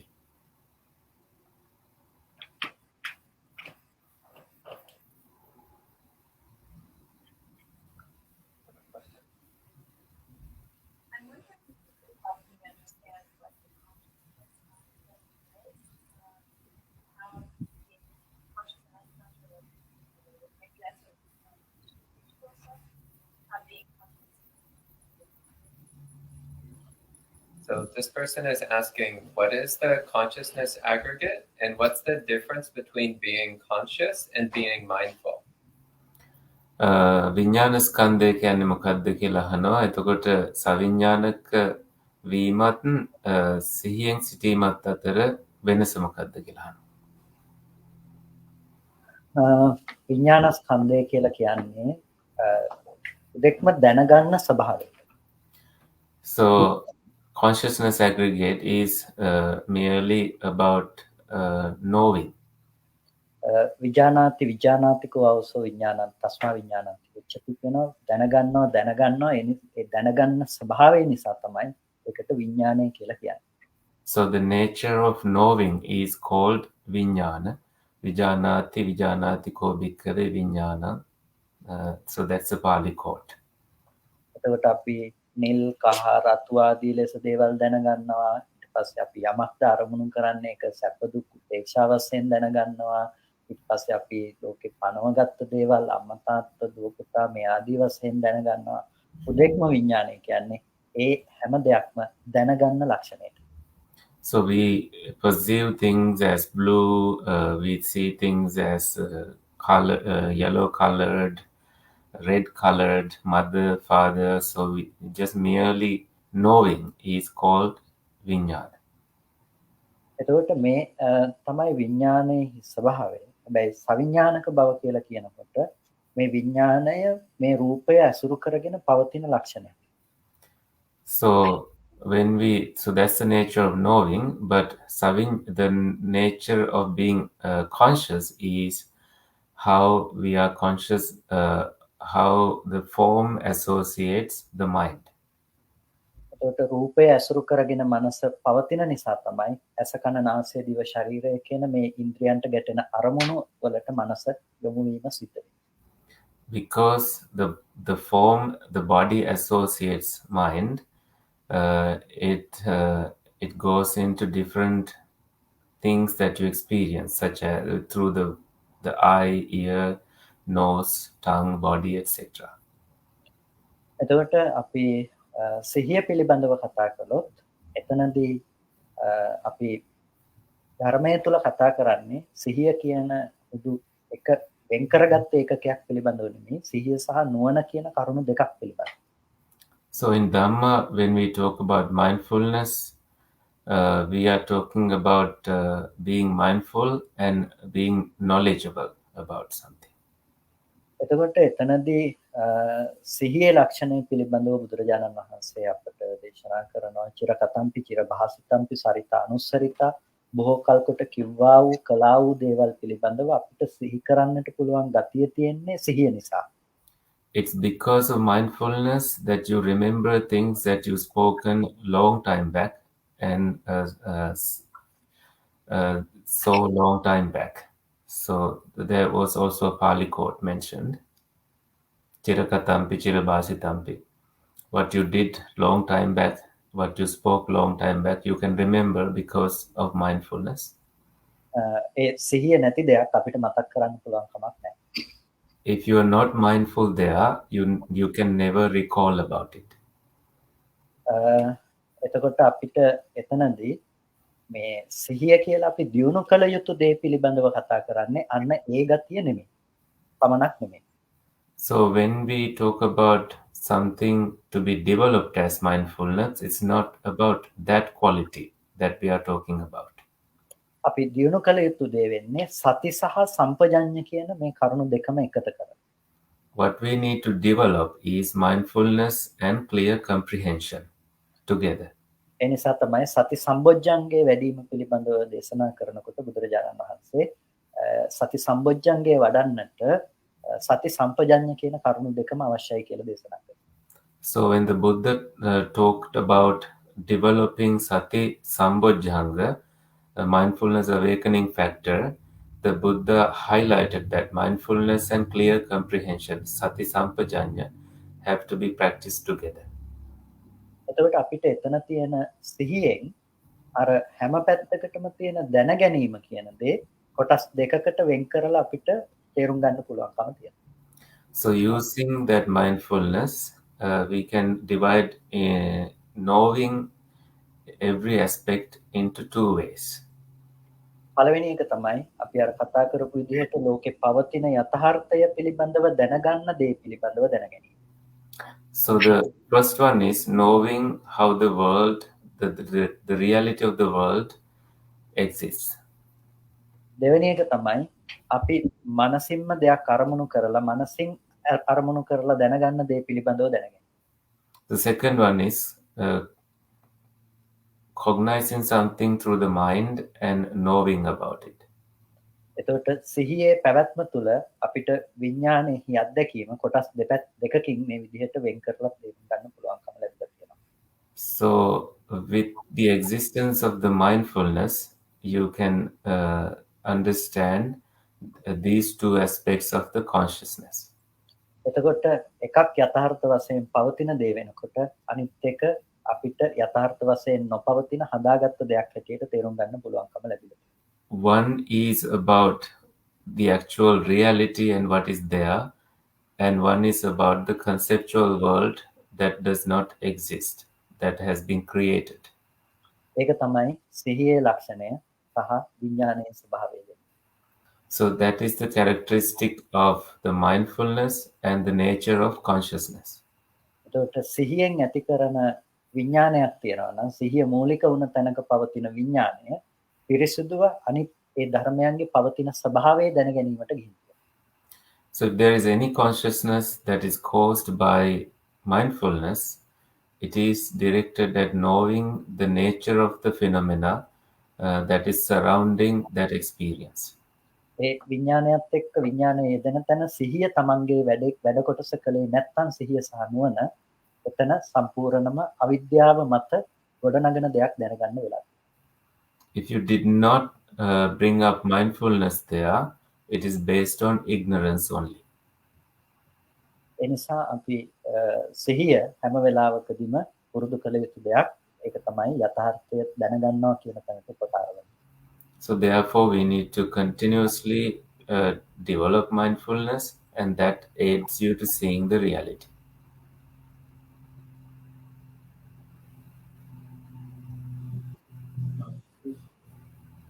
what's the example of it?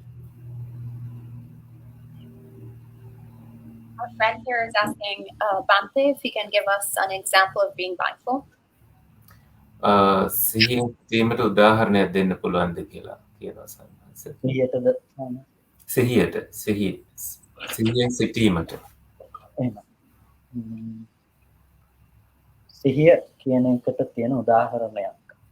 අපි කිව්වොත් එක මේ ආමඳුරු කෙනෙක් අවුරුදු 12ක් ගුරුහාමුදුරුවෝ ළඟ ඉගෙනගෙන පිටකේ ඉගෙනගෙන ටිකක් තනියෙන් හුදකලාව ඉන්න හිතලා ගුරුහාමුදුරුවෝ ළඟට එනවා අවසර ගන්න එක රාත්‍රියක. So one monk stays බුදුහාමුදුරු ළඟද අවුරුදු 12ක් ඉන්නේ සර්? වෙන හාමුදුරුවෝ. So එන්නේ බුදුහාමුදුරු ළඟටනේ? ලංකාවේ වෙච්ච කතාවක්. ලොකු හාමුදුරු කෙනෙක් ඉන්නවා. ගුරුහාමුදුරුවන්ගේ ශිෂ්‍යයා අවුරුදු 12ක් ඉගෙනගෙන හුදකලාව යන්න හිතලා ගුරුවරයා අතහැරලා යන්න හිතලා එනවා ගුරුහාමුදුරුවෝ ළඟට අවසර ගැනීම සඳහා. So this monk trains with his teacher for 12 years, and now he desires to practice in seclusion, and he goes to his teacher to ask for permission. එතකොට මේ ගුරුවරයා හොඳයි කියලා ඒකට අවසර දීලා අපහු යන්න යනකොට අහනවා ඔබ ඇතුළට එනකොට කුඩේ තිබ්බ සෙරෙප්පු දෙකට වම් පතින් දකුණු පතින්.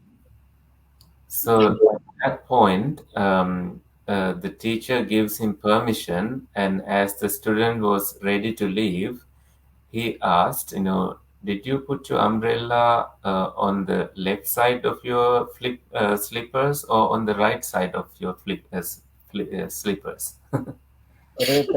ශිෂ්‍යයා කියනවා මට ඒක මතක නැහැ කියලා. And then the student says, I don't remember it.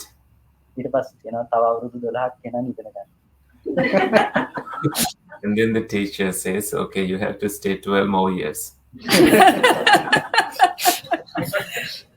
එතකොට සිහිය ගැන කතා කළොත් සිහිය කියලා කියන්නේ අපි කරන කියන හැම දෙයක් පිළිබඳවම අපිට මතක තබා ගන්න සිහි කරන්න පුළුවන් ගැතියට තමයි සිහිය කියලා කියන්නේ.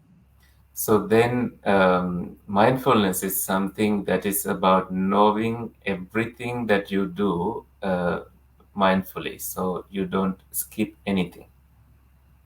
එතකොට ඒ සිහිය විතරක් වැදගත් වෙන්නේ නැහැ. එතන නුවණ ප්‍රඥාව යෙදුන්නේ නැති වෙනවා. So that mindfulness alone is not helpful unless there is wisdom and clear comprehension there. ඒ නිසා අපිට යනවා එනවා මේ අපි කරනවා කියන තැනදී නිතරම තියෙන පුද්ගලයෙක් කියන සංඥාව. මම යනවා මම කරනවා මම මේ බලනවා මේ දේ තමයි. Therefore, in our experience as someone going, someone walking, there's always a person there. එතකොට දැන් අපි යම් වෙලාවක නුවණ පවත්වන්න උත්සාහවත් වෙනවා නම් සිහියත් එක්ක මේ පුද්ගලයෙක් යනවා නෙමෙයි. අපි ඇවිදිනකොට අපි මේ පුද්ගලයෙක් යනවා නෙමෙයි කියලා මේ නාම රූප ධර්මයන්ගේ ක්‍රියාකාරීත්වය පිළිබඳව සිහිය පවත්වන්න උත්සාහවත් වෙනවා නම් ඒක තමයි නිවැරදිව පවත්වන සිහිය. So the right mindfulness, the mindfulness that is right and that should be maintained is that it is the mentality and materiality, nama rupa, that is moving. It's not a person moving. So you apply the Dhamma knowledge in that kind of mindfulness practice. එතකොට ඒක තමයි අපි උදෙක්ම සිහිය සහ නුවණ පුරුදු කරනවා කියන එකෙන් අදහස් කරන්නේ. So that is what is meant by practicing mindfulness and comprehension, knowledge about it.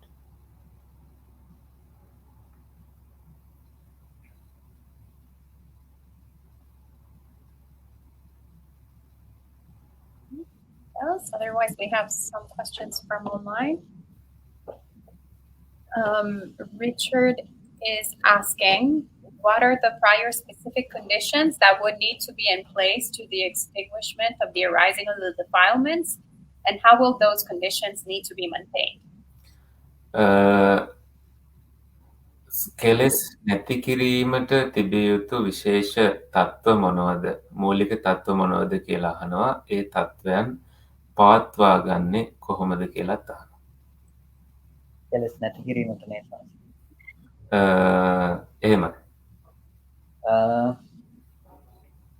අපිට කෙලෙස් ඇති වෙන තැන් පිළිබඳව තේරුම් ගැනීම තමයි කළ යුතු වෙන්නේ. What we need to do is to understand where the defilements arise. මට මේකට උත්තර දෙන්න පුළුවන් එක ඇති සෑහෙන ගණනකින්. There are many sides that I can respond to this question. මම සරලව කියන්නම් යෝනිසෝ මනසිකාරය පවත්වන්න. එතනින් පටන් ගත්තාම හරි කියලා. So I will simply say practice yoniso manasikara, wise attention. That will be my response. එතකොට නූපන් අකුසල් නූපදින විදිහට, උපන් අකුසල් දුරු වෙන විදිහට, නූපන් කුසල් උපදින විදිහට, උපන් කුසල් දියුණු වෙන විදිහට නිරන්තරයෙන් පවත්වන මානසිකාරයක් පවත්වන්නට උත්සාහවත් වෙන්න. So you need to maintain an attention that is preventing unarisen, unwholesome states, and also eradicating arisen, unwholesome states, and also giving rise to wholesome states that are not arisen, and also maintaining wholesome states that are arisen. So maintaining that kind of attention, manasikara, will be conducive to eradicating of defilements. එතකොට ඒ සඳහා අපිට සමතය භාවිත කරන්න පුළුවන් තියෙන ඒවා යට කරන්න යටපත් කරන්න හරියට හුලම්පුරු බැලුම් බෝලයක් වතුරයට උපාදිනවා. So we can apply tranquility meditation samatha to I would say temporarily eradicate what is there. It's like a balloon in water. ඊට පස්සේ අපිට පුළුවන් විපස්සනාව පැත්තෙන් පුරුදු කරන්න. ඒක කෙලෙස් නූපදින තත්ත්වයට අපේ මනස පත් කර ගැනීම සඳහා අපි ඔය මේ දැන් කතා කළ විදිහට දර්ශනයේ පැත්තෙන් අපිට විපස්සනා නුවණ දියුණු කරන්න පුළුවන්. So then we can cultivate the insight knowledge, just like we discussed earlier, to cultivate insight in such a way that defilements do not arise. එතකොට අපිට සමතේ උපකාර වෙනවා විපස්සනාවට. විපස්සනාව තුළ කෙලෙස් හිඳීම සිද්ධ වෙනවා. මේ විදිහට කෙලෙස් නූපදින තත්ත්වයට පත් කරන්න පුළුවන්කම. So the tranquility samatha helps for insight vipassana, and in vipassana you can eradicate defilements, extinguish the arising of the defilements. ඒ නිසා බුදුරජාණන් වහන්සේ මුළු සූත්‍ර පිටකයේ පුරාවටම විවිධ පරයයන්ගෙන් කෙලෙස් නැති කරන ආකාරය අපිට දේශනා කළා තියෙනවා. ඒ හැම පරයයක්ම කියන්න පුළුවන්. So we can take the whole Tipitaka, the three canons, three baskets, the Buddhist canon, and there you find numerous methods taught by the Buddha, and we can say all of them as ways to extinguish the arising of the defilements. Thank you, Bhante. And we have Aya Brahmavara who is watching, and Aya Brahmavara Bhikkhuni has a question. Please, can Bhante speak about the illusion of self and how to overcome this powerful and compelling distortion of reality? Deep gratitude for this Dhamma. මේ ධර්ම දේශනාවට බොහෝම කෘතවේදීව අය බ්‍රහ්මවර භික්ෂුණීන් වහන්සේ ප්‍රශ්නයක් අහනවා. ආත්ම මායාව, ආත්ම කියන මායාව, මෝහය ගැනත්, එතකොට මේ බලවත් යථාර්ථය වහලා දාන මේ ස්වභාවය ගැන මේන් මිදෙන්නේ කොහොමද කියලාත් කතා කරන්න පුළුවන්ද කියලා. ඔව් ඇත්තටම මේ ආත්ම මායාව පිළිබඳව නැතිනම් ආත්ම සංඥාව උපදින විදිහ පිළිබඳව අපි ඊයේ රාත්‍රී දේශනාවේදී ප්‍රධාන වශයෙන් කතා කළා. We discussed about this in our last night's discussion. එතකොට ආත්ම සංඥාවක් අපිට උපදිනකොට ඒක උපදින්නේ යම් විදිහකින් අපි ඇහැට රූපයක් ගැටුණාම ඒ රූපය බාහිර පවතින දේ හැටියට මනසින් කල්පනා කරනවා නම් ඒ රූපය තියෙන තැනක රූපය විඳින මම මේ පැත්තෙන් හම්බ වෙනවා. So when we see a form through the eyes, we not only see an external form, we are also met with someone experiencing it inside internally. එතකොට අපිට ඊළඟට ශබ්දයක් ඇහෙනකොට ඒ ශබ්දය බාහිර තියෙන දේ හැටියට අපිට හම්බෙනකොට ශබ්දය අහන කෙනාව මේ පැත්තේ අපිට හම්බ වෙනවා.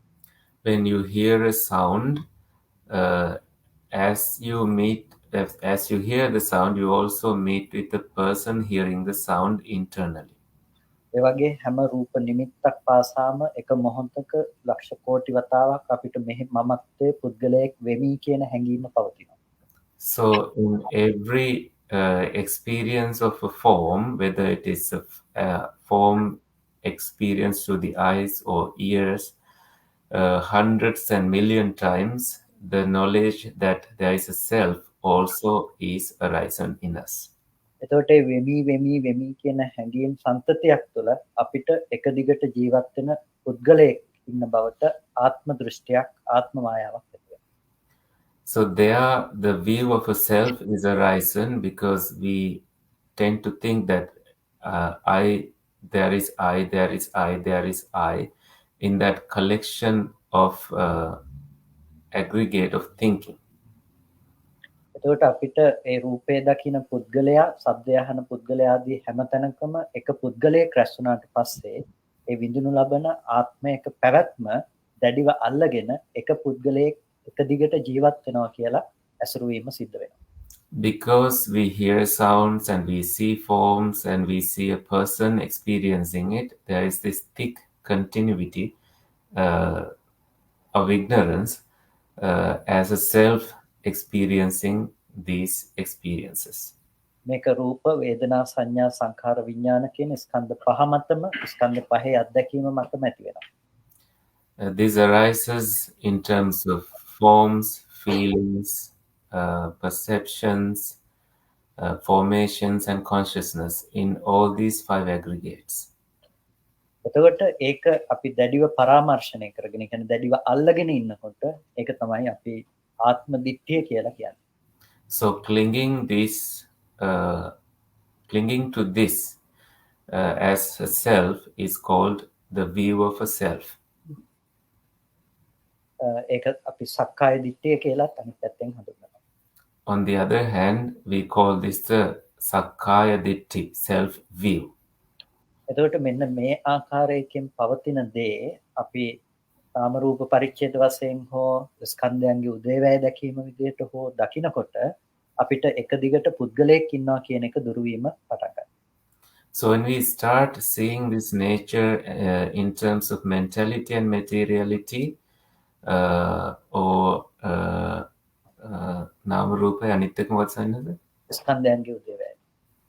Arising and cessation of disappearance of aggregates, slowly the self view start to disappear.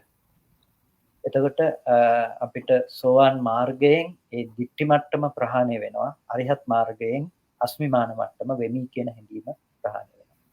So through the path of stream winning, the view disappears, and through attainment of arahanthood, there is I concept, there is me doing concept also vanishes. Asmivana, the conceit disappears. එනිසා ස්කන්ධයන්ගේ නොදන්නාකම තමයි ආත්මයක් ගොඩනැගීමට හේතුව. ස්කන්ධයන්ගේ උදේවැය දැකීම තුළ ඒක අපිට දුරු කරගන්න පුළුවන්කම තියෙනවා. ඒකට ක්‍රමවේදය තමයි ස්කන්ධයන්ගේ හට ගැනීම සහ වැයවීම දැකීම. So not knowing about the aggregates is why we have a view of a self, and seeing the arising and cessation of these aggregates is how we get rid of the self view.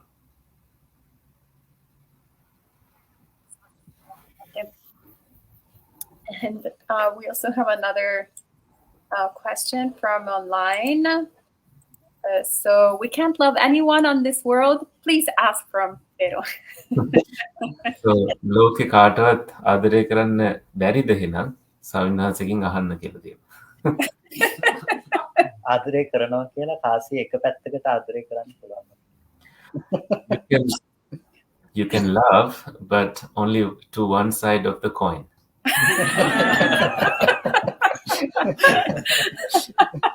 හැබැයි ඔබ කොච්චර ආදරය කරනවා කිව්වත් ඔබ ආදරය කරන්නේ ඔබේ මානසික විශ්සක තව කෙනෙකුට නෙමෙයි.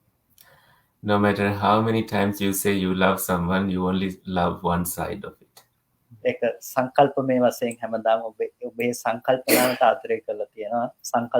සංකල්පය වෙනස් වුණොත් සංකල්පනාව ඔබේ ආදරය වෙනස් වෙනවා.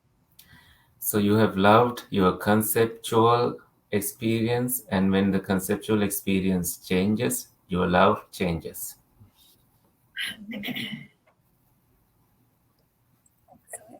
Something. Yes, Elliot? So when we One more. We'll go Elliot first.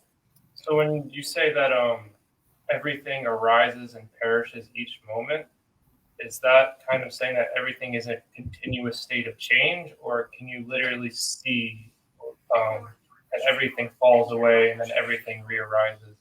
If that question came through Bhante Kothmale. I'm not sure if I understood him well enough.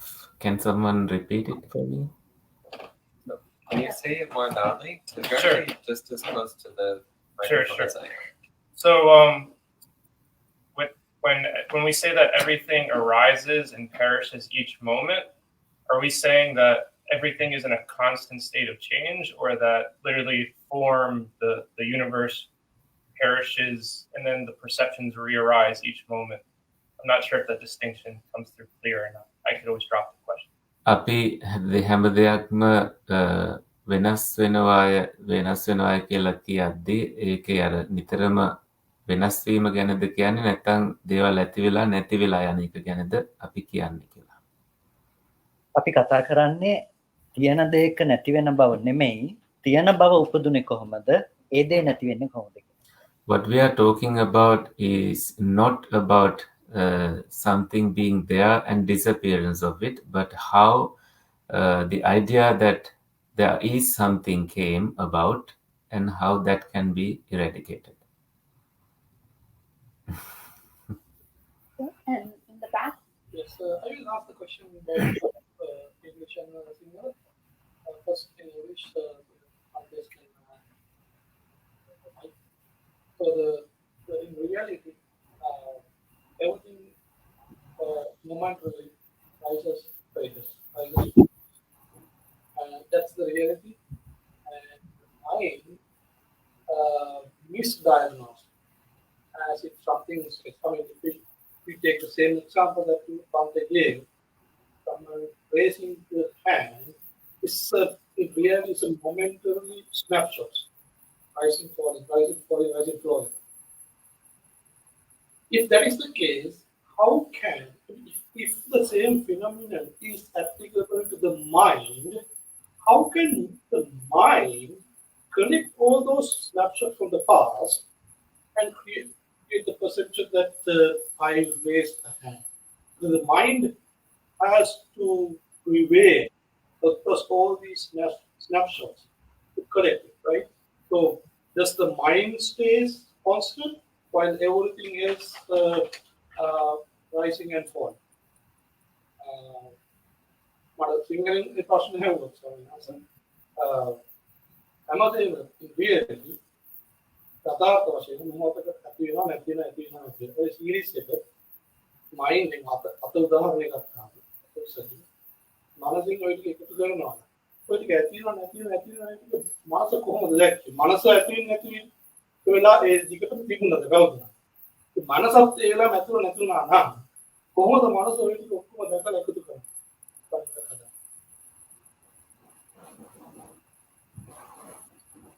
To translate the question, or okay, I think it's okay. We can just translate the answer, Bhante Kothmale. That's okay.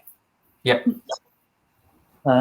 එතකොට අපි ගත්තොත් එහෙම දැන් සායනත් ප්‍රශ්න කියන්න ඕනේ නෑ නේද මේ?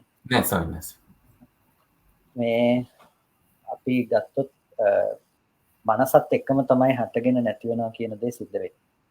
එතකොට it's with the mind that the arising and cessation takes place. එතකොට මේක මනසින් එකතු කරගන්නවා කියන එක සිද්ධ කරන්නේ දැන් ඒක එක දිගටම මනස තියනවත් නෙමෙයි. අපි අපිට එක තැනක මනස හටගෙන නිරුද්ධ වෙනවා.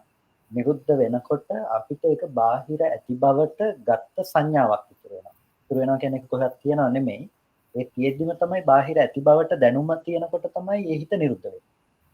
So the mind arises and disappears, leaving a perception that the arising and ceasing took place. එතකොට ඒ දැනුම කොහෙවත් තැම්පත් වෙලා තියෙන තැනක් එහෙම ඇත්තේ නැහැ. අපි දැනගත්තා ඒ දැන ගැනීම එතනම නිරුද්ධ වුණා. So we realized it, we knew about it, and immediately it vanished. It doesn't get stored anywhere. ඊට පස්සේ නැවතත් ඒ වගේම අවස්ථාවක ඒ සිත උපදිනකොට අපි නැවත කර්ම විඥානයේ අත්දැකීමෙහි යෙදෙන ගතියක් මානසිකාර කියලා ලක්ෂණයක්. So when in the next moment when it arises in the karma consciousness, there is manasikara characteristic, attention characteristic. එතකොට මානසිකාර කියන එකෙන් අර නිරුද්ධ වෙච්ච ධර්මයන් අරමුණු කරන්න පුළුවන්කම තියෙනවා. So with the attention aspect, you can focus on what has been ceased. එතකොට අපි ඒකට කියන ආශ්‍රව ධර්ම කියලා. So we call it the Ashrava dharmas, the dharmas of flows, defilements. එතකොට අපි බාහිර ඇති බවට මනස ඇති කරපු පුරුද්ද විඥාණයෙන් ඇසුරු වෙනකොට අපිට ඇති අතයි මේ කියලා මෙතන හම්බෙනවා. So habitually when we have associated it with the mind, we meet that there is this hand that exists. දැන් මෙතන අපි දකිනවා ඇති බවට අපි ඒ පිළිබඳව කල්පනා කරනවා ඒ සියල්ලම එතන හටගෙන නිරුද්ධ වෙනවා. So we think that there is this hand, and right there, having it arisen, it also disappears.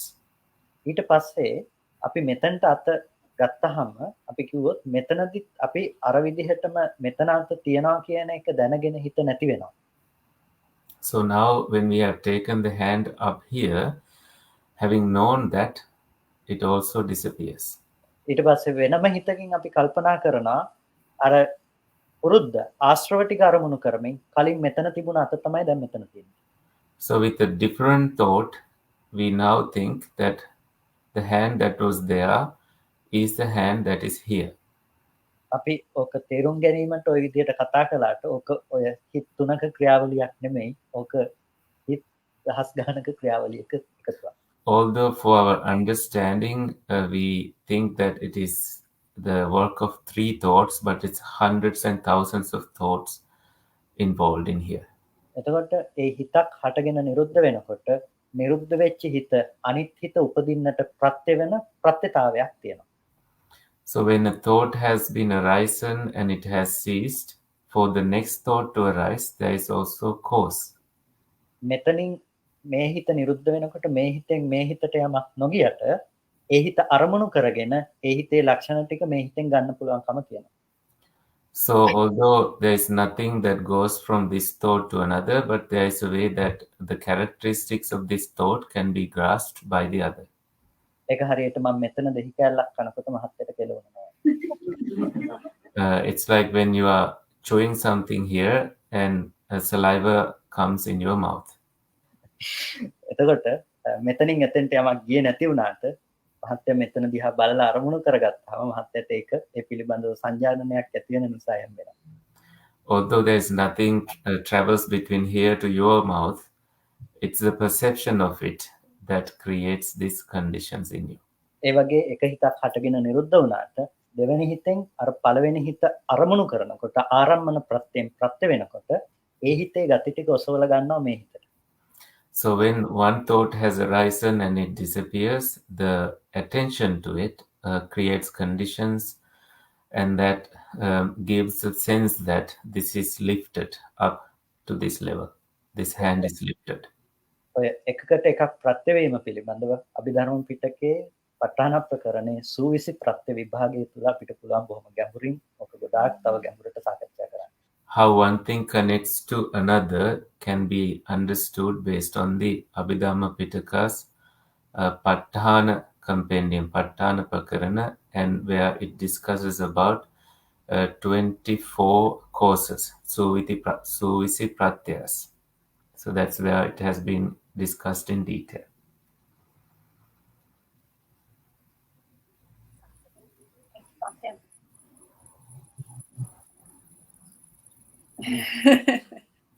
Janaki?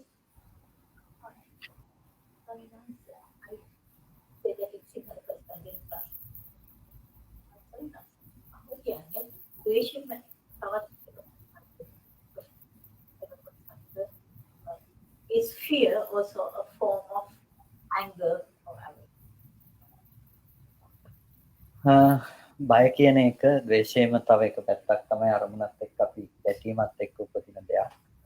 ඒකට පදනම් වෙනවා තණ්හාව. ආත්ම තණ්හාව නිසා බය තියෙනවා.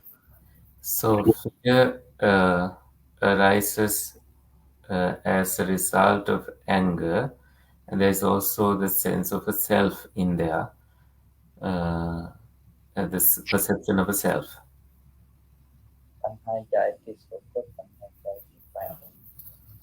So because of craving, there is grief and there is also fear.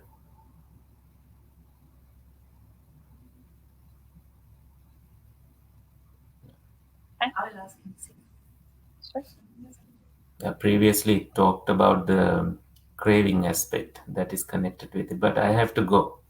Okay.